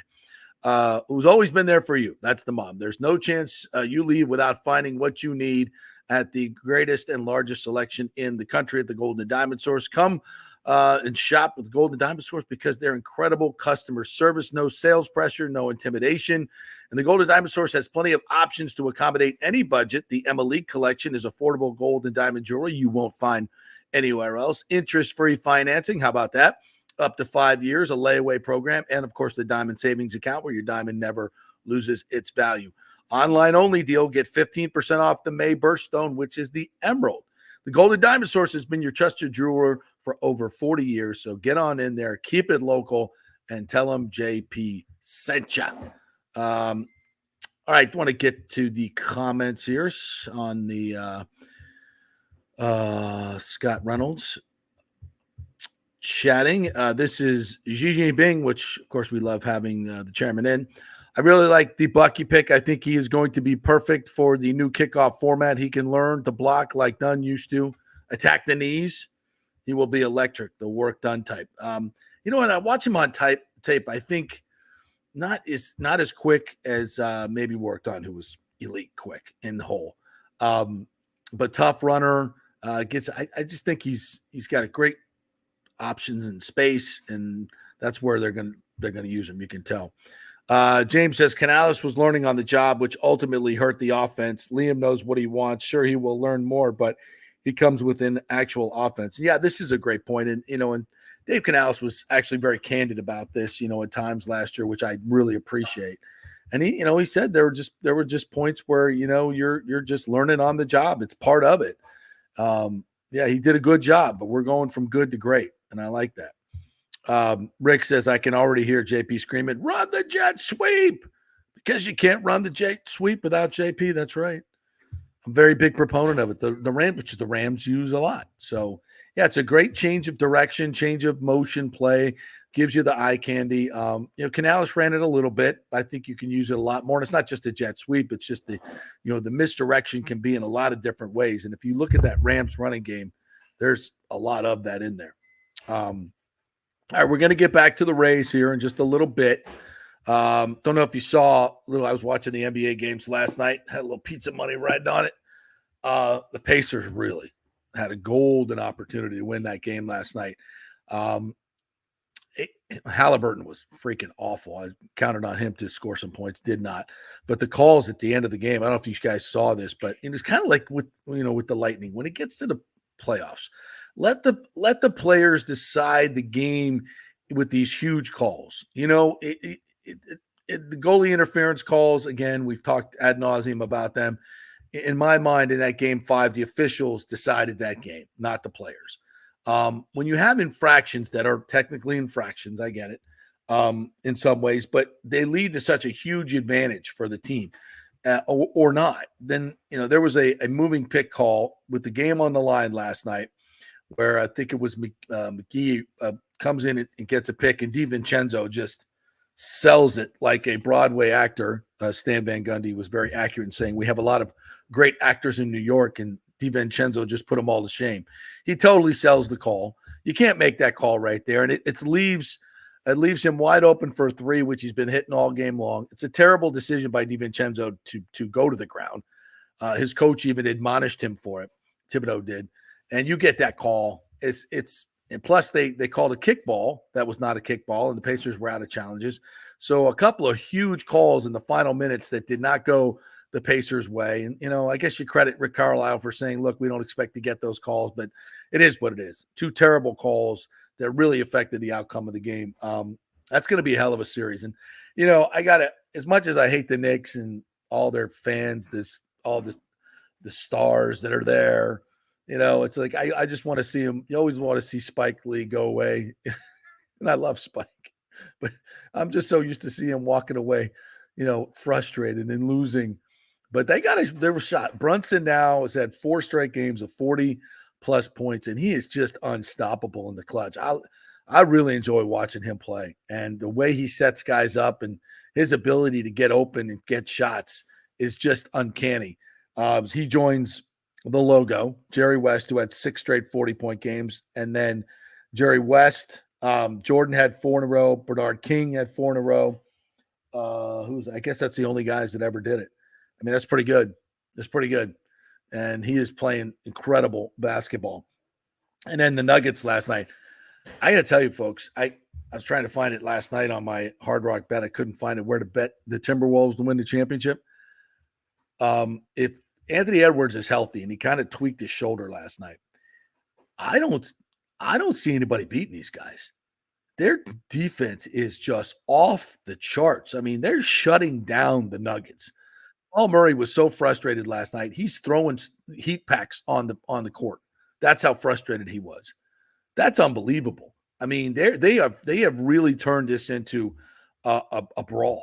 And right now, the Nuggets aren't winning. And I don't think they have any answers. And if you can beat the Nuggets, who can't you beat? So I don't know what the Timberwolves price is right now to win it all. But as soon as this show is over, I'm laying down some pizza money on that. Absolutely 100%. All right. I want to welcome in our good friend, Evan, the El Bushman, who has a great Rays podcast. Nice background there, partner. How are you? Thanks, man. I'm good. How you been? I'm good. I've just been, listening to your pod, and I'm like, you guys got great takes on the Rays, and it's Rays season now, baby. The Lightning are done. The Bucks are, well, it's always Bucks season, right? But I want to get your take on this team, which has been, you want to talk about up and down, getting swept by the White Sox, and now coming back with a 4-game winning streak, and they're getting their guys back, and obviously DeLuca, who they'd hoped to have from the beginning, has been an absolute godsend. What are your thoughts? Yeah, we talked about this last night on my pod, the Rays Rewind podcast, courtesy of Sick Media. So go check it out on YouTube. And I was also on Peter Blake's show last night talking about this too as well. It's been awesome, man.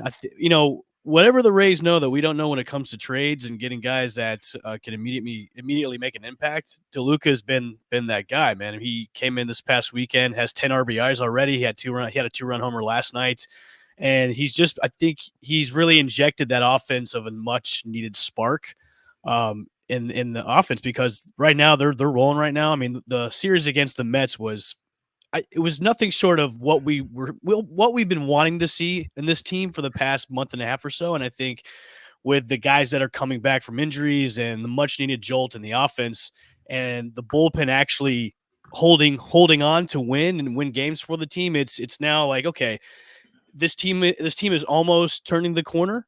Mm-hmm. We're almost there. So once we get a lot more guys coming back, obviously Josh Lowe came back. He had 2 hits yesterday. Taj Bradley is going to be activated today. So the reinforcements are coming back, and hopefully that turn the page moment can happen. I mean, we talked about this last night on my show. It's like we're almost there. I mean, we are playing the White Sox, who we should, exact revenge on for sweeping us a couple of weeks ago. Yes. So you take care of business against the White Sox, and then you're rolling into the New York Yankees series this weekend on a 6-game, win streak right now. So it's looking, and it's got to be the uniforms. I mean, let's just. Hey, I tell you what, I know you were kind of making fun of the prices about overpriced merch, but I paid some overpriced money to get one of those City Connect you're jerseys. A big baller, man. You're a big sales guy. I don't have that kind of quiche. Come on, man. I did pony out the cash to get a City Connect jersey on Friday, and I got to tell you, JP, how much was the jersey? I'm not going to tell you. It was enough. It was enough money, but like enough to pay for the new stadium. Hey, maybe we'll see. But they're pretty sweet, man. And if they're nice. They keep rolling with the uniforms, which the guys had said, look, we're gonna keep rolling with them. Even though we already pushed those dates, we're gonna keep rolling with these. Look, why mess with a win streak, man? If the City Connects are helping you out and guys are coming up helping you out, wash them. Yeah, I wouldn't. They might not. But yeah, they're looking pretty sweet. So I mean, the guys, whoever put the concept together, did a pretty bang up job. They're looking. I love the look. It looks absolutely fantastic, and the players love them too. And they're the ones who said we want to keep wearing them. So and Cash last night was like, I don't make those decisions, but you guys want to wear them.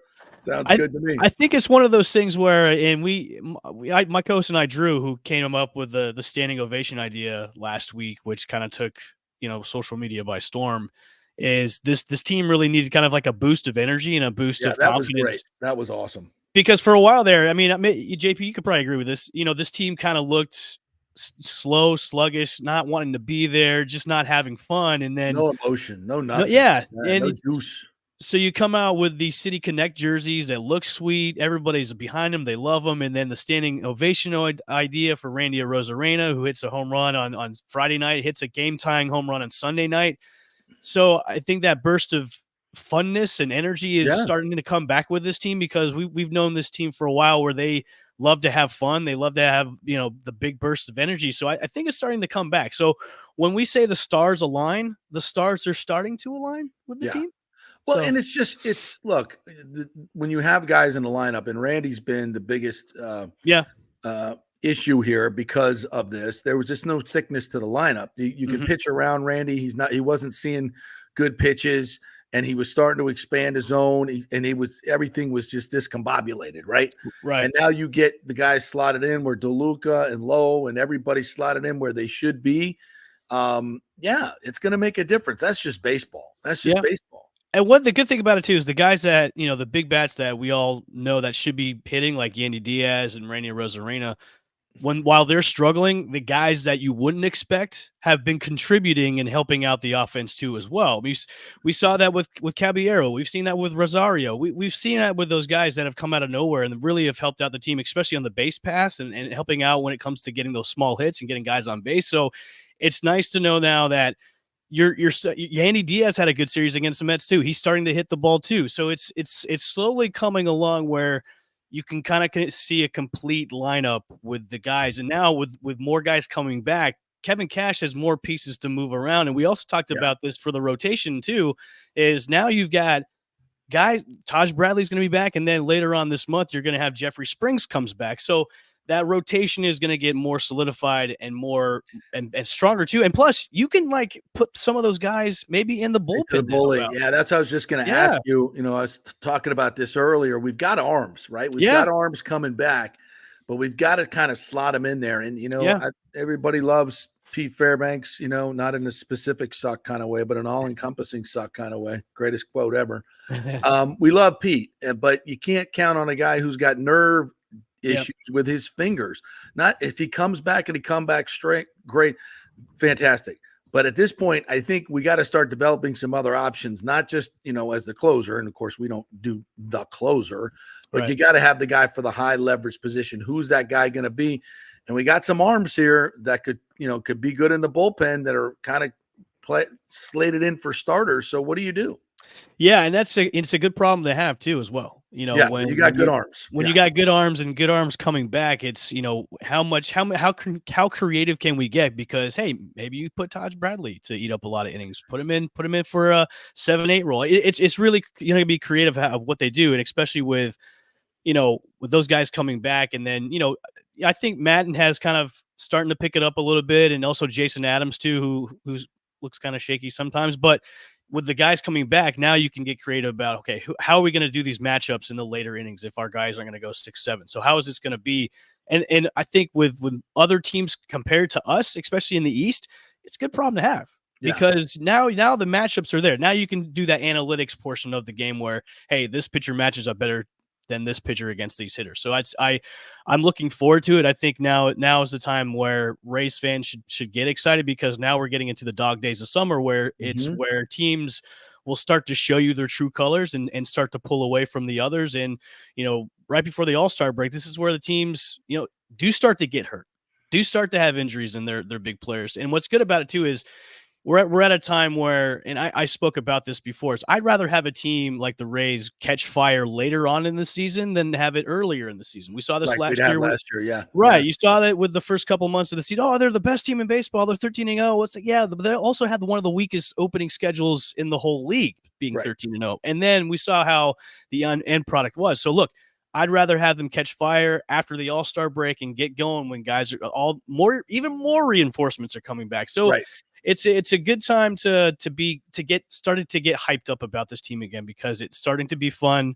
They're starting to play fun baseball. It's fun in the Trop. Like, look, when I went on Friday, I sat in Randy Land. It was electric. The starting beer. I got my free beer. It was I was like, man, Randy Rose, he's gonna buy me a drink. Cheap stuff, or do you get the IPA? I got the Budweiser. I stuck with the Budweiser. I brought my daughter with me, so I only had to drink one. So I had to be responsible. Be and drive home. responsible. No IPAs. No No high. IPA. No, I wasn't taking Ubers that night, so I couldn't drink the IPAs. So, but yeah, I think now with what the team's doing, it's exciting. It's starting to be fun again in Tampa. So yeah, the Rays are starting to be that team where we all thought they were going to be early on the season. Evan L. Bushman joining us here, Rays Rewind podcast. Check that out. Now, what do you do with Jose Siri? I kick him out the door. Yeah, and I'm over it. Bye-bye. I'm right there with you. With the emergence of Johnny DeLuca and the way they can get creative again in the outfield, Siri's become kind of that fifth man in the outfield, and it's kind of to the point where look. You're kind of being a liability right now. I mean, you're having too many errors in the outfield. All you're doing is striking out. You can, if he was hitting bombs like he was a couple of years ago, you can forgive the batting average, but he's not even doing that. And it just looks like he's just kind of checked out. And if it were me, I said this last night on the sports web, I wouldn't be surprised if you see a DFA maybe in the next couple of weeks with him, because it's just that outfield's become so crowded, and you've got guys that are producing and playing good defense. It's like he's the odd man out. And look, that's the business of the game. If you got guys that are playing better than you are, and you're not producing, and you're not showing up and showing out, it may be time for you to go somewhere else where maybe you can contribute somewhere else and be an impact player. But I think right now is the time where the Rays have to make a decision of, are they going to DFA him, or maybe wait a couple more weeks where he can pick it up and we can maybe make a trade, maybe for cash or maybe a prospect. But I think, I agree with you. I think it's about time we move on from Jose Siri. Okay. Here's the question. I know you have great history with this team, so you're a person to ask. Who's had a better porn stash in the history of the Rays than Johnny DeLuca? And you got to throw in the name, because not only does he have the stash, he sounds like a porn star. He's got a porn star stash with a porn star name. Johnny DeLuca. I can't think of anybody else besides DeLuca who's had a better. Has got a nice, Yeah, but DeLuca's is fuller. He's got a fuller mustache and than Pete's Fairbanks. he's got more of a kind of a lighthearted face, where DeLuca's he kind of looks like that Jersey guy that he could be the pizza delivery guy coming over into your house or fixing the washing machine for your wife. Yeah. You're even writing the plot now. Very nice. Very nice. Yeah. No, I'm trying to think of another one. I'm like, I can't think of anybody else that's had a sweet stash like that one. That's maybe good. Johnny Damon always was rocking the beard, so it wasn't Johnny Damon. I can't think of anybody else that had a good stash. Guys out there, I know you Rays fans out there will let us know, but that's good. And the dude's whole vibe is like, I love it. Yeah, and what's great about it too is, going back to Siri, he's faster on the base path than Siri. He can, so expect a lot of stolen bases from him, and expect him to leg out some doubles and triples, because once he gets on base, he's quick, man. All right, so I want to give you the platform here, because you and I may not see eye to eye on the whole new stadium thing. Where mine is like, let's don't make the same mistakes they made. And I want a stadium worse than anybody. I've been doing this for way too long, talking about a freaking stadium. But I don't want this one. I don't want this deal. I don't want to make the same mistake in the same place. I still believe, and I know there's a deal to be done in Tampa where it should be, and I think you would even agree with that. I think if I don't want to misspeak here, but you're kind of look, let's just get this done. Yeah. If we got an opportunity, let's just get it done. And I knew in the back of my mind, JP, but I'm like, and I knew in the back of my mind, JP, you were going to bring up the stadium stuff. Of course. Well, I want to get all different voices on here. I'm not afraid to do that. I have gotten to the point where I've actually stopped reading stuff about the stadium and what's going on, because to me it's just like, look, I'm over it, man. Like, just get it done. Like, if it's in St. Pete, that great. If it's in Tampa, great. It's on the moon. Fine. It's just like, dude, I'm more happy paying attention to the actual team playing baseball than trying to figure out what our politicians and what Stu's going to do with the money and all this stuff about where's it going to be? Is it actually going to get done? The taxes, it's like, I'm over it. It's like a broken record that we've heard 1,000 times about this stadium and the stadium issues of where it's going to be, how much it's going to cost. It's like, I'm more focused. I'm more focused on the team. I'm done with it. So call me when you're breaking ground and you're actually going to build a stadium. Call me, because it's like, I'm over it, man. I'm gonna pay attention to the team that excites me more than figuring out. We're going to try to do both here. We're going to try to do both because I just feel like I want the team here for a long time, and I think if we do this, it's going to be. I think you'll build it, and within 10 years, they'll be gone. Because they'll be the same stupid stuff. So I think if you do it the right way, do it the right way. And you know what, JP? Maybe that's maybe where the holdup is that, hey, look, we want to do this the right way and make sure all the I's are crossed and all the T's are dotted. So that was kind of a joke, a Wayne's World 2 joke. But maybe that's the holdup is like, look, if we're gonna do this, we need to do this correctly. That way nothing gets screwed up to maybe hold it off even more. So like I said before, I'm over it. I got you. I'd call me when you break ground. Call me when it's open. Call me when opening day is open, and then I'll go. Other than that, like I get you. I think there's a lot of fans like you, and I don't dismiss it at all.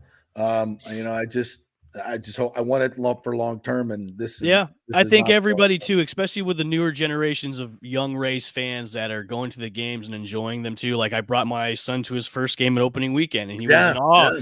He was in awe of like the baseball and the everything that was in the stadium. I've been bringing my kids too, so it's that new generation that what we need. That doesn't know about the political side and the money side about a stadium. But don't tell them about Stu. Don't tell them. But they want to see a baseball team here locally in town to where they can go and have fun and enjoy the game of baseball. So how's the new field look? And I've not been there for It looks great. Honestly, it looks great, especially when they do the pregame lights and all the cool stuff that they do before, and it really kind of pops. And it looks great. It looks 100 times better on TV. It pops. And what's cool about it is it really kind of makes the field a little bit bigger. It kind of makes that feel a little bit bigger. So I mean, I like it. I like what they did with it. All right, partner, promote your content before you head out of here. Wait, hold on. Yeah, I'm looking at a comment that says, anyone who says I'm over it regarding stadium, come on, you need to have an opinion if you're in the business. I'll tell you what, that's my opinion. I'm over it, man. I've been listening to it for almost 15 years now. I don't want to hear it anymore. Get it done. Break ground. Build stadium. I get it. Yeah, I get it. Thank you, partner. Okay, go ahead. Thank you. Promote your show. Yeah, make sure to tune into the Rays Rewind podcast, courtesy of Sick Media. Follow us on our YouTube page at the Sick Podcast Rays Rewind. Hit the subscribe notification bell. New episodes drop. And follow me on Twitter at the El Bushman. Thanks, JP. Thanks, partner. Good stuff. Love to have you on anytime. Thanks, man. Appreciate it. Yeah, man. Have a good one. Go Rays. We got another one tonight coming up. I'm having a hard time sitting down and watching a whole Rays game because we got the hockey going on even without the Lightning. Watching Bruins and Panthers last night, and I saw my man Greg Wolf said, we got to root for the Bruins because of Pat Maroon. And I'm like, do we have to? Like, I can't do that. I love you, Greg. I just can't. I'll root for Pat Maroon, but the Bruins. And the Panthers, we asked you guys last week, can you root for the Panthers? They're in Florida. I can kind of do that, for Hagee, but it's hard. I might just have to go out west. I don't know, but I just love watching the hockey last night. And Boston put it to them pretty good. I was surprised by that. I was really surprised by that. I thought the Panthers would destroy Boston. Of course, it's a long series, so we'll see where it goes from here. But very, very interesting. But we got, again, tonight, we got Rays. We got the whole thing. In fact, I'll run it all down for you, tonight's offerings when we come back. So we'll take a quick break. Do we have any other? I'll get to the comments as well. So quick break. We're brought to you by the great folks at Hydrate Heroes. Go to hydrateheroes.com. Try hydrateheroes.com. Really appreciate it if you guys do that. Get your free sample. They'll send it to you, and you'll see what I've been raving about. It's such good stuff, and it keeps you hydrated. It's helped me with my joint pain, a lot of different things. So check it out at tryhydrateheroes.com. You can try all the flavors. Quick 3-minute break. Back in 3. JP here for my friends at your local Synovus Bank, and I do mean friends, and I do mean local. One of the local managers in Tampa is John Acosta, big fan of the show, and I've known him for over 40 years. He's been in local banking since 1983. You talk about developing relationships. You don't stick around for that long unless you're doing things the right way and have a great reputation. And that's the focus company-wide at Synovus. Big enough to handle any complex international transaction, but small enough to answer the phone when you have an urgent question about your business or personal account. And for personal accounts, they have a very easy app that works great. You can do everything online. And for large or small businesses, you will get that personal touch and services to help build your business, taking your dreams and aspirations from the whiteboard to reality. We can make that happen. Let us show you how. For a get acquainted meeting to open a business or personal account, just call John or go to synovus.com to find out where your local branch is.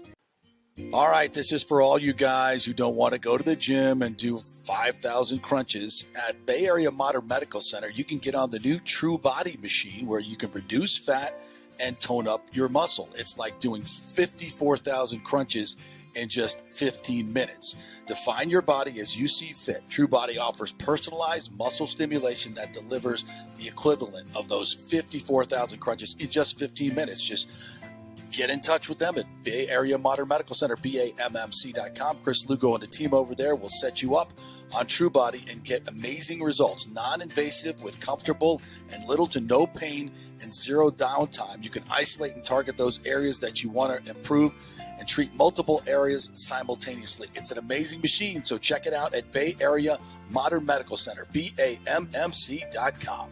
Are you looking to be more productive and healthier? Do you know chronic dehydration affects your overall health and well-being? 75% of the U.S. population suffers from dehydration, and many of us don't even know it. That was me before I was introduced to Hydrate Heroes. 8 times the benefits with hydration. A beverage with benefits more than just hydration. That's right, 8 times the benefits with hydration. Hydrate Heroes provides a refreshing, great-tasting beverage powder to mix with water, providing elderberry, zinc, vitamin D, electrolytes, amla fruit, which provides a great source of vitamin C, along with a proprietary mushroom blend that has shown to help increase endurance and energy at the cellular level. Hydrate Heroes is so confident you're going to love the taste and the results. They are offering our listeners a special offer, a free 3-pack sample, no credit card needed. Just go to the jppetersonshow.com, the jppetersonshow.com, and click on Hydrate Heroes logo. Hydrate for health today with Hydrate Heroes. With over 34 years of producing small and large events, Extravaganza Productions is truly a Tampa treasure when it comes to creating some of the very best events in Tampa and all across the United States. I've worked with them at the Florida Sports Hall of Fame inductions, the Warrior Games, which was an Olympic-sized event spread across all of Tampa Bay. They are the very best, from small meetings to exceptionally large corporate conferences to galas, fundraisers, sporting events, grand openings, whatever you want. Team EPI has an extremely talented staff of designers and show producers that develop extraordinary events fueled by the visions of their clients. You can reach them at their Tampa headquarters at 813-621-4700 or go to extravaganzaproductions.com. Let's go. Right now, back to the show on FanStream Sports. All right, welcome back to the JP Peterson Show, brought to you by the great folks at the Golden Diamond Source. Sorry, having a little snack here. Washing it down with little Hydrate Heroes. Got to keep the energy level up. Golden Diamond Source, don't forget to head on in. And you could, between now and May 9th, you could win a spa experience if you go in there. Just sign on up, and they'll be giving that away. And don't forget, Mother's Day shopping, folks. Go into the Golden Diamond Source, the greatest selection. Get something shiny for them, and their customer service is second to none. So you got to go out shopping. Let's try to keep that money local, keep it in our local economy, and help out all the great causes that they do. The Hands Across the Bay charity is having an event coming up here pretty soon. So go to their website and check that out. And then they help out abused mothers of domestic violence. They've done a great job with that. So it's so many great things that they do there at the Golden Diamond Source with their charity. So head on over there and spend your Mother's Day money there and tell them JP sent you. Really appreciate that. All right, got more great playoffs coming up tonight. We got Cleveland and Boston going at it in game one there.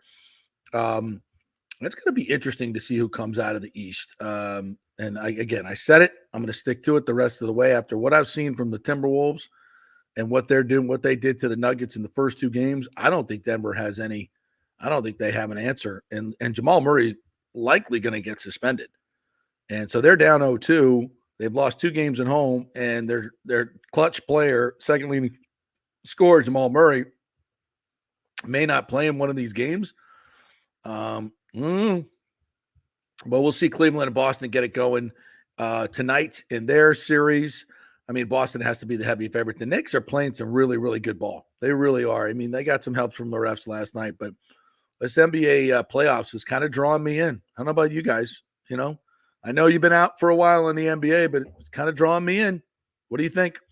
Also tonight we got let me see, we got Dallas, I believe.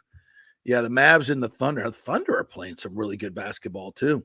These new young teams, man. I'm telling you, the old superstars. Let's put three of them together with Durant and the crew out in Phoenix and New Jersey and all. These young players are like, nah, we're emerging. I mean, Anthony Edwards. I mean, he just took over the game last night. He may be the best player in these playoffs right now. Not named Jalen Brunson. Brunson, another great young player, taking over. I mean, I think the days of LeBron and Durant and Steph, I think they're exiting. They may be role players and other teams to come up, but I see a young Magic team that is ascending, came close to winning their first series, probably blow an 18-point lead in game 7. Wow. But that's a young team that's emerging with a superstar in Paolo Banchero and get his shot anytime. The Timberwolves are, Anthony Edwards and Karl Anthony Towns, that whole crew, they're so deep and ridiculous defense. They're emerging. The Thunder are emerging as well. So I think there's a changing of the guard in the NBA, and I'm here for it. Also tonight we got Carolina and the Rangers. Rangers win game 1, so game 2 tonight, 7:00. I thought Carolina would win this series, and I think this one's going to go 7. So we'll see if Carolina can bounce back in game 2. And Colorado and Dallas get it going. And once again, the two teams before the Lightning won the Cup and the two teams after them have not even gotten out of the first round. Again, underscoring what an incredible job the Lightning have done staying competitive for this long, and their window is still open. By the way, the Hart Trophy finalists were announced. No surprises here. McDavid, McKinnon, and Kucherov. And this was voted on before the playoffs, so Kucherov's subpar playoffs will not be part of this. But again, Kucherov, when you look into the numbers, analyze the numbers, he's the winner. Will he win it by a vote of the press? We'll see. There's always going to be that anti-Tampa Bay bias. And these other two guys are more superstars. Of course, Kucherov pisses people off. He pisses people off. He pisses the people off in Toronto that vote for this stuff. So that's completely unfair. Completely unfair. And we'll see if they do what they should do or if they succumb to their personal bias. We shall see. So Colorado and Dallas will get started in their series tonight. That's a 9:30 start. So we got those games. Oh, by the way, the Penske team has suspended 4, including their team president, Tim Cindric, who oversees all of Team Penske's operation and is the strategist for the Indy 500 defending winner, Josef Newgarden, and obviously the Grand Prix, St. Pete Grand Prix winner. They were suspended. That whole thing has gone down now, and it has to do with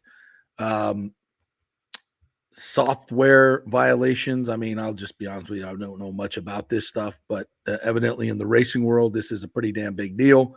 And Penske has moved quite decisively and suspended 4 of their folks. So very interesting goings on in IndyCar racing. And by the way, the F1, I got to share this with you as well.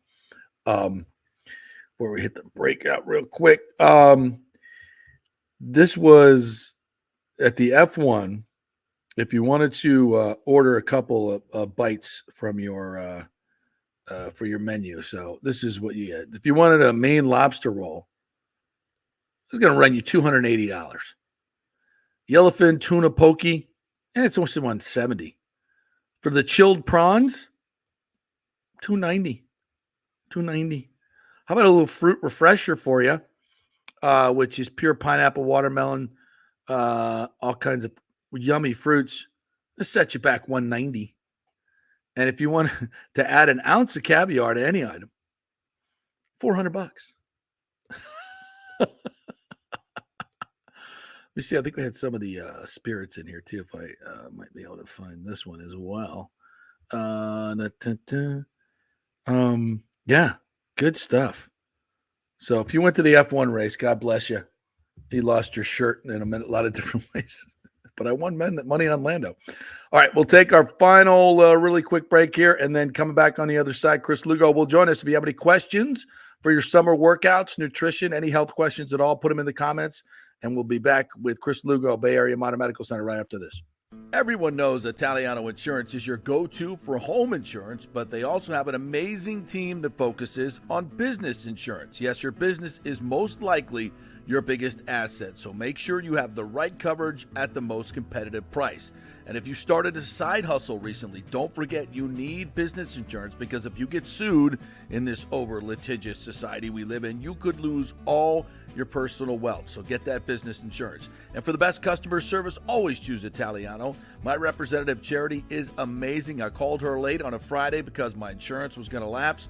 She stayed late until the job was done. You just don't find that anymore. Give them a call, 813-877-7799. That's 813-877-7799. Italiano Insurance. It's Diamond Days at the Gold and Diamond Source, because April's birthstone is diamonds. As they take center stage, get up to 20% off all diamond jewelry.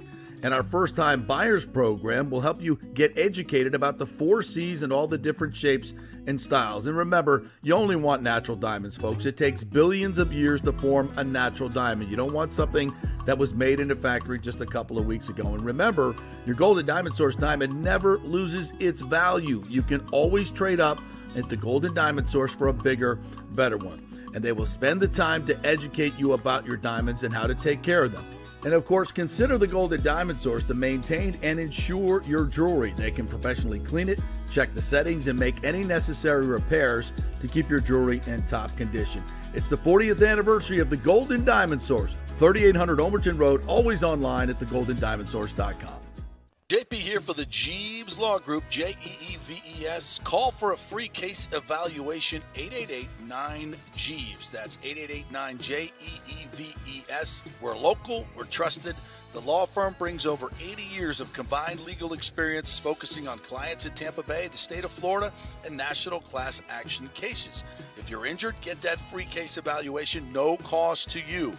The Jeeves Law Group's focus is on auto, truck, and motorcycle accidents, as well as class action and consumer protection law. Scott Jeeves is a board-certified civil trial lawyer and a certified circuit court mediator practicing in the Tampa Bay area for over 30 years. You hear him on the show all the time. Great guy, big Gator fan, and great for the community. The Jeeves Law Group is a highly skilled team with years of experience that will apply their skills, expertise, and knowledge to assist individuals who have been in an accident with compensation for damages, lost wages, medical expenses, pain and suffering, and property damage. Get that free case evaluation, 888-9-JEEVES. That's 888-9-JEEVES. Let's go.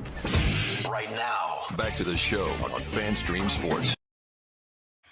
All right, welcome back to the JP Peterson Show on this Testosterone Tuesday. So we got to welcome in the man who supplies my testosterone, my drug dealer, the great Chris Lugo. Can I call you that? Can I call you? I mean, you do get me my testosterone. They're not really considered drugs, though. Your dealer, but okay. Whatever makes you feel warm and fuzzy. I'm here for you. How are you, partner? I'm well. It's soft week, so if you're in the Tampa area, head downtown, see the Invasion tomorrow. I think it's at noon tomorrow. Is it? If you want to go see some soft work, it'll be a good time. Well, explain to people what soft means. Oh, special operations. So yeah, that's where you're going to get probably some SEAL teams, some special forces guys come in. They do a little invasion around noon where they come in. Last year we had, I think it was a SEAL team that came in last year, and they came on some little birds where the guys like to hang out the helicopters with some 50 cals. Boats came up. So Nice. it's pretty cool to see the artillery that we have. So if you're in the Tampa area, head downtown tomorrow.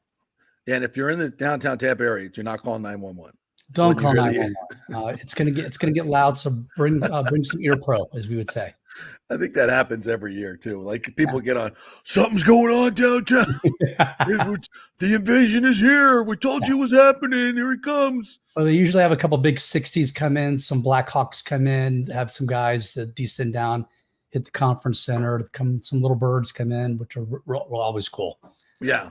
Yeah. Well, you're kind of used to this stuff. When I see it, I just marvel at the precision and what our special ops are capable of doing. I played golf one time with the gentleman, Robert O'Neill, who was credited with killing Osama bin Laden. And, he told me a story about, how they're dropped, 2 miles off the shore in some Middle Eastern country, Kuwait, where it was. And them and their Belgian Malamutes swim 2 miles in to come under the cover of night. I'm like, 2 miles with your gear. Yeah. All that stuff. I mean, it's crazy what these guys can do. You have any good stories for us? Yeah. That you're allowed to talk about? No, but things that you just go, wow, we do that. So let's talk about that real quick. They had the underwater combat competition last year, and who came in first place? Who? Special Forces. Of course. Actually, I think we took first, second, and third. I think fifth group. I think is who it was. I believe fifth group came in first, second, and then third group. But the team force, SEAL team, came in fourth place. The SEAL team came in fourth place. So. God. And they're supposed to be the elite of the elite. So that tells you how good. No, the SEAL team. Well, okay. They're the pretty boys, as we would say. They like all the glamour. Oh, do we have a little competition going here? Get any credit, but they're always doing missions. The only reason why those guys got Osama bin Laden is because they happened to be covering that territory at the time. So Saddam Hussein, Special Forces was covering that area at the time. That's why those guys got him. But SEAL team is the only reason they were covering that geographical area. Yeah, and if you ever see me in a bar and you want to hear that story, as best I can remember it, and there'll be some writer embellishment from O'Neill, I'll be happy to share that with you. It's quite the story, and some things you can't really say on the broadcast. So, correct. But anyway, we want to talk a little bit about summer workouts, which are coming up. I went out to walk the dog this morning. I'm like, oh, summer is here. Still kind of nice in the shade, nice little breeze, but it's coming. It's coming. And you don't want to not work out in the summer, and I do enjoy working out outside. I like to get a sweat going, bring Tally, the wonder dog, out there, throw the ball for her while I'm working out. We used to do it on the steps there downtown where they'll be doing the special ops thing. And it's just a great place. That is a great place. It's a great view of the water. If you ever want to do it, they have the steps there and a little patio up top where you can, throw the ball or do whatever workout you want. So I enjoy doing that, but there's some dangers involved, right? You got to hydrate yourself. There's your plug. There's your plug for hydrate. Hydrate Heroes. Bring your Hydrate Heroes right there. Start earlier. That's going to be the key to this. This morning I went up for my ruck this morning, and it was 75 degrees already at 7:30 in the morning. So it's already getting a little shake and bake hot, as we would say. So just start a little earlier.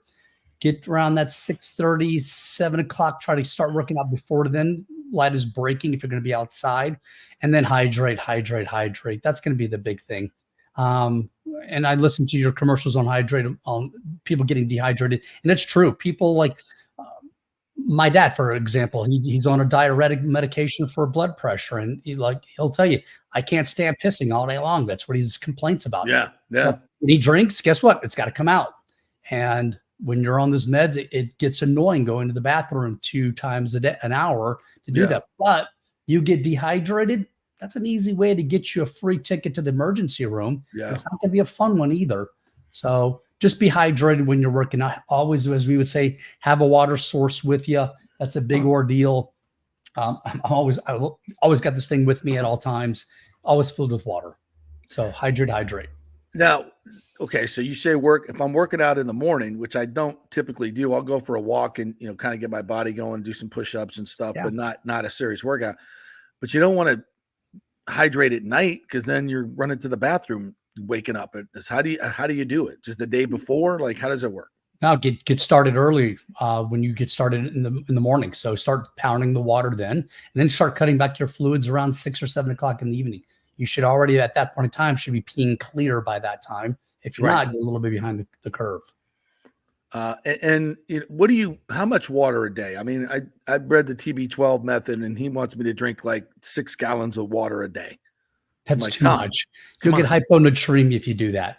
Everyone's going to be different. A really good rule of thumb is by the afternoon, by 2 to 4 o'clock in the afternoon, if your urine is not clear, you're not hydrated enough. There is no magical equation out there that's going to take pi and times r to the 4th power. No, don't make it so complex. It's Occam's razor. It's the simplest answer. Just look at your urine.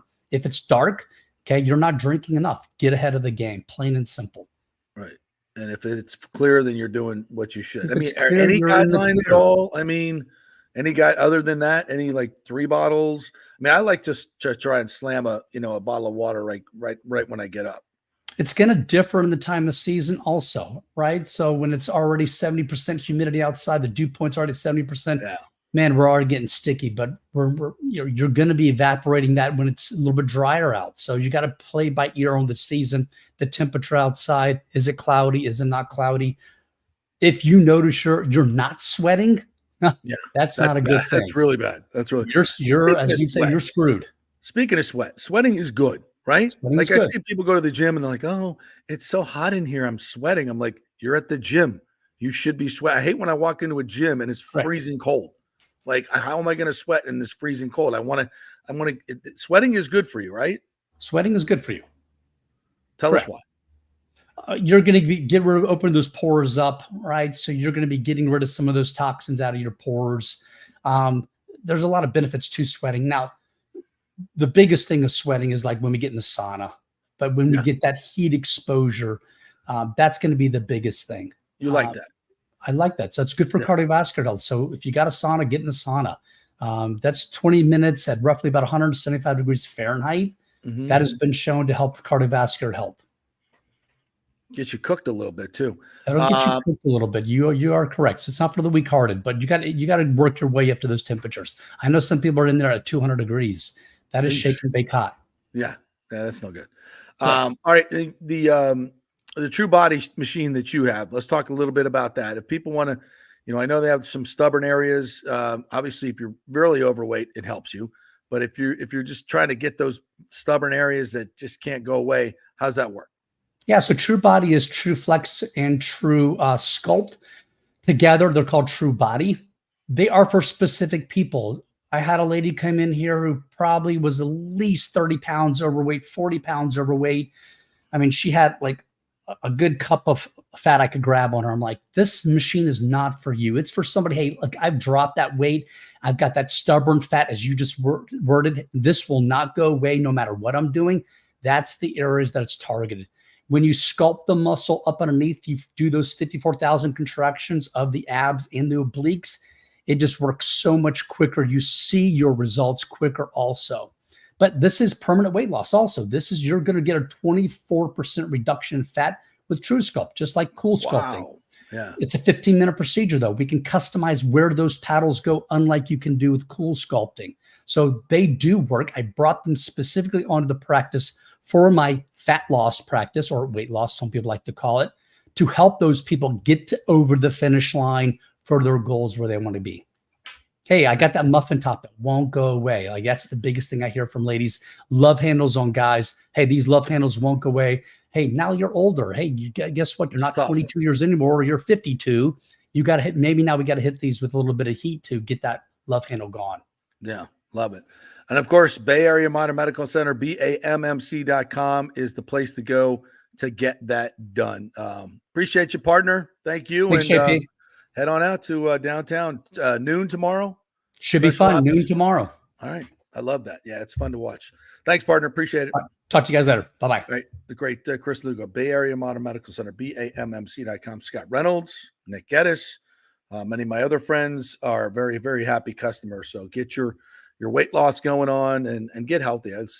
I've said this many, many times, since I've been with Chris, I I don't get sick. Everybody else around me kind of gets sick, but with the supplements that I'm taking, vitamin D, vitamin E, all the stuff that we talk about all the time, and getting more sleep is something that I've really paid attention to, that he talks about a lot. And these are things that your regular doctors don't even ask you about, but they're important. So make sure you get that, pay attention to those things. And again, he'll spend an hour and a half with you with your initial consultation, which is something that I'm sure you're not getting from your other doctors. All right. Really appreciate you guys jumping in today. Thomas Casper reminds us, brunch for two in any 5-star Miami to West Palm is now $500, including tip and tax. It's been, what's even more crazy? It was like going into a Ford's garage with two kids getting burgers and shakes, and the bill comes, and with tip, it's $100. I mean, burgers and shakes and fries. It's insane what's going on right now, but you can change that at some point. James says, will someone like your guest at the council meeting to present that side of the numbers to the city council like yesterday's guest? Yes, there will be. And I'm hoping to be there as well to get my say. So we're hoping to make a good show there. And again, we want baseball long-term here. This is why this deal is no good. And we're going to I think we'll do some more on it tomorrow. The guest yesterday talked a little bit about there's a former administrator in the city of St. Pete that has some very pointed comments on this one. And his main comment was the Rays have got to be more reasonable in their demands. And that's always been the biggest problem. So we'll see where that goes. All right. Thank you guys so much for listening. We will be back with more fun and frivolity and some guests. The Tampa Sports Club is having their Hall of Fame June 5th. Don't forget to get your tickets for that at Higgins Hall. Just Google the Sports Club of Tampa Bay. I'll be emceeing that. We're going to get some of those Hall of Famers that are going in, like Bruce Arians and Titus O'Neill, to join us here on the program in the coming weeks. Have a great day, everybody. We will see you tomorrow at 10 o'clock. See you then.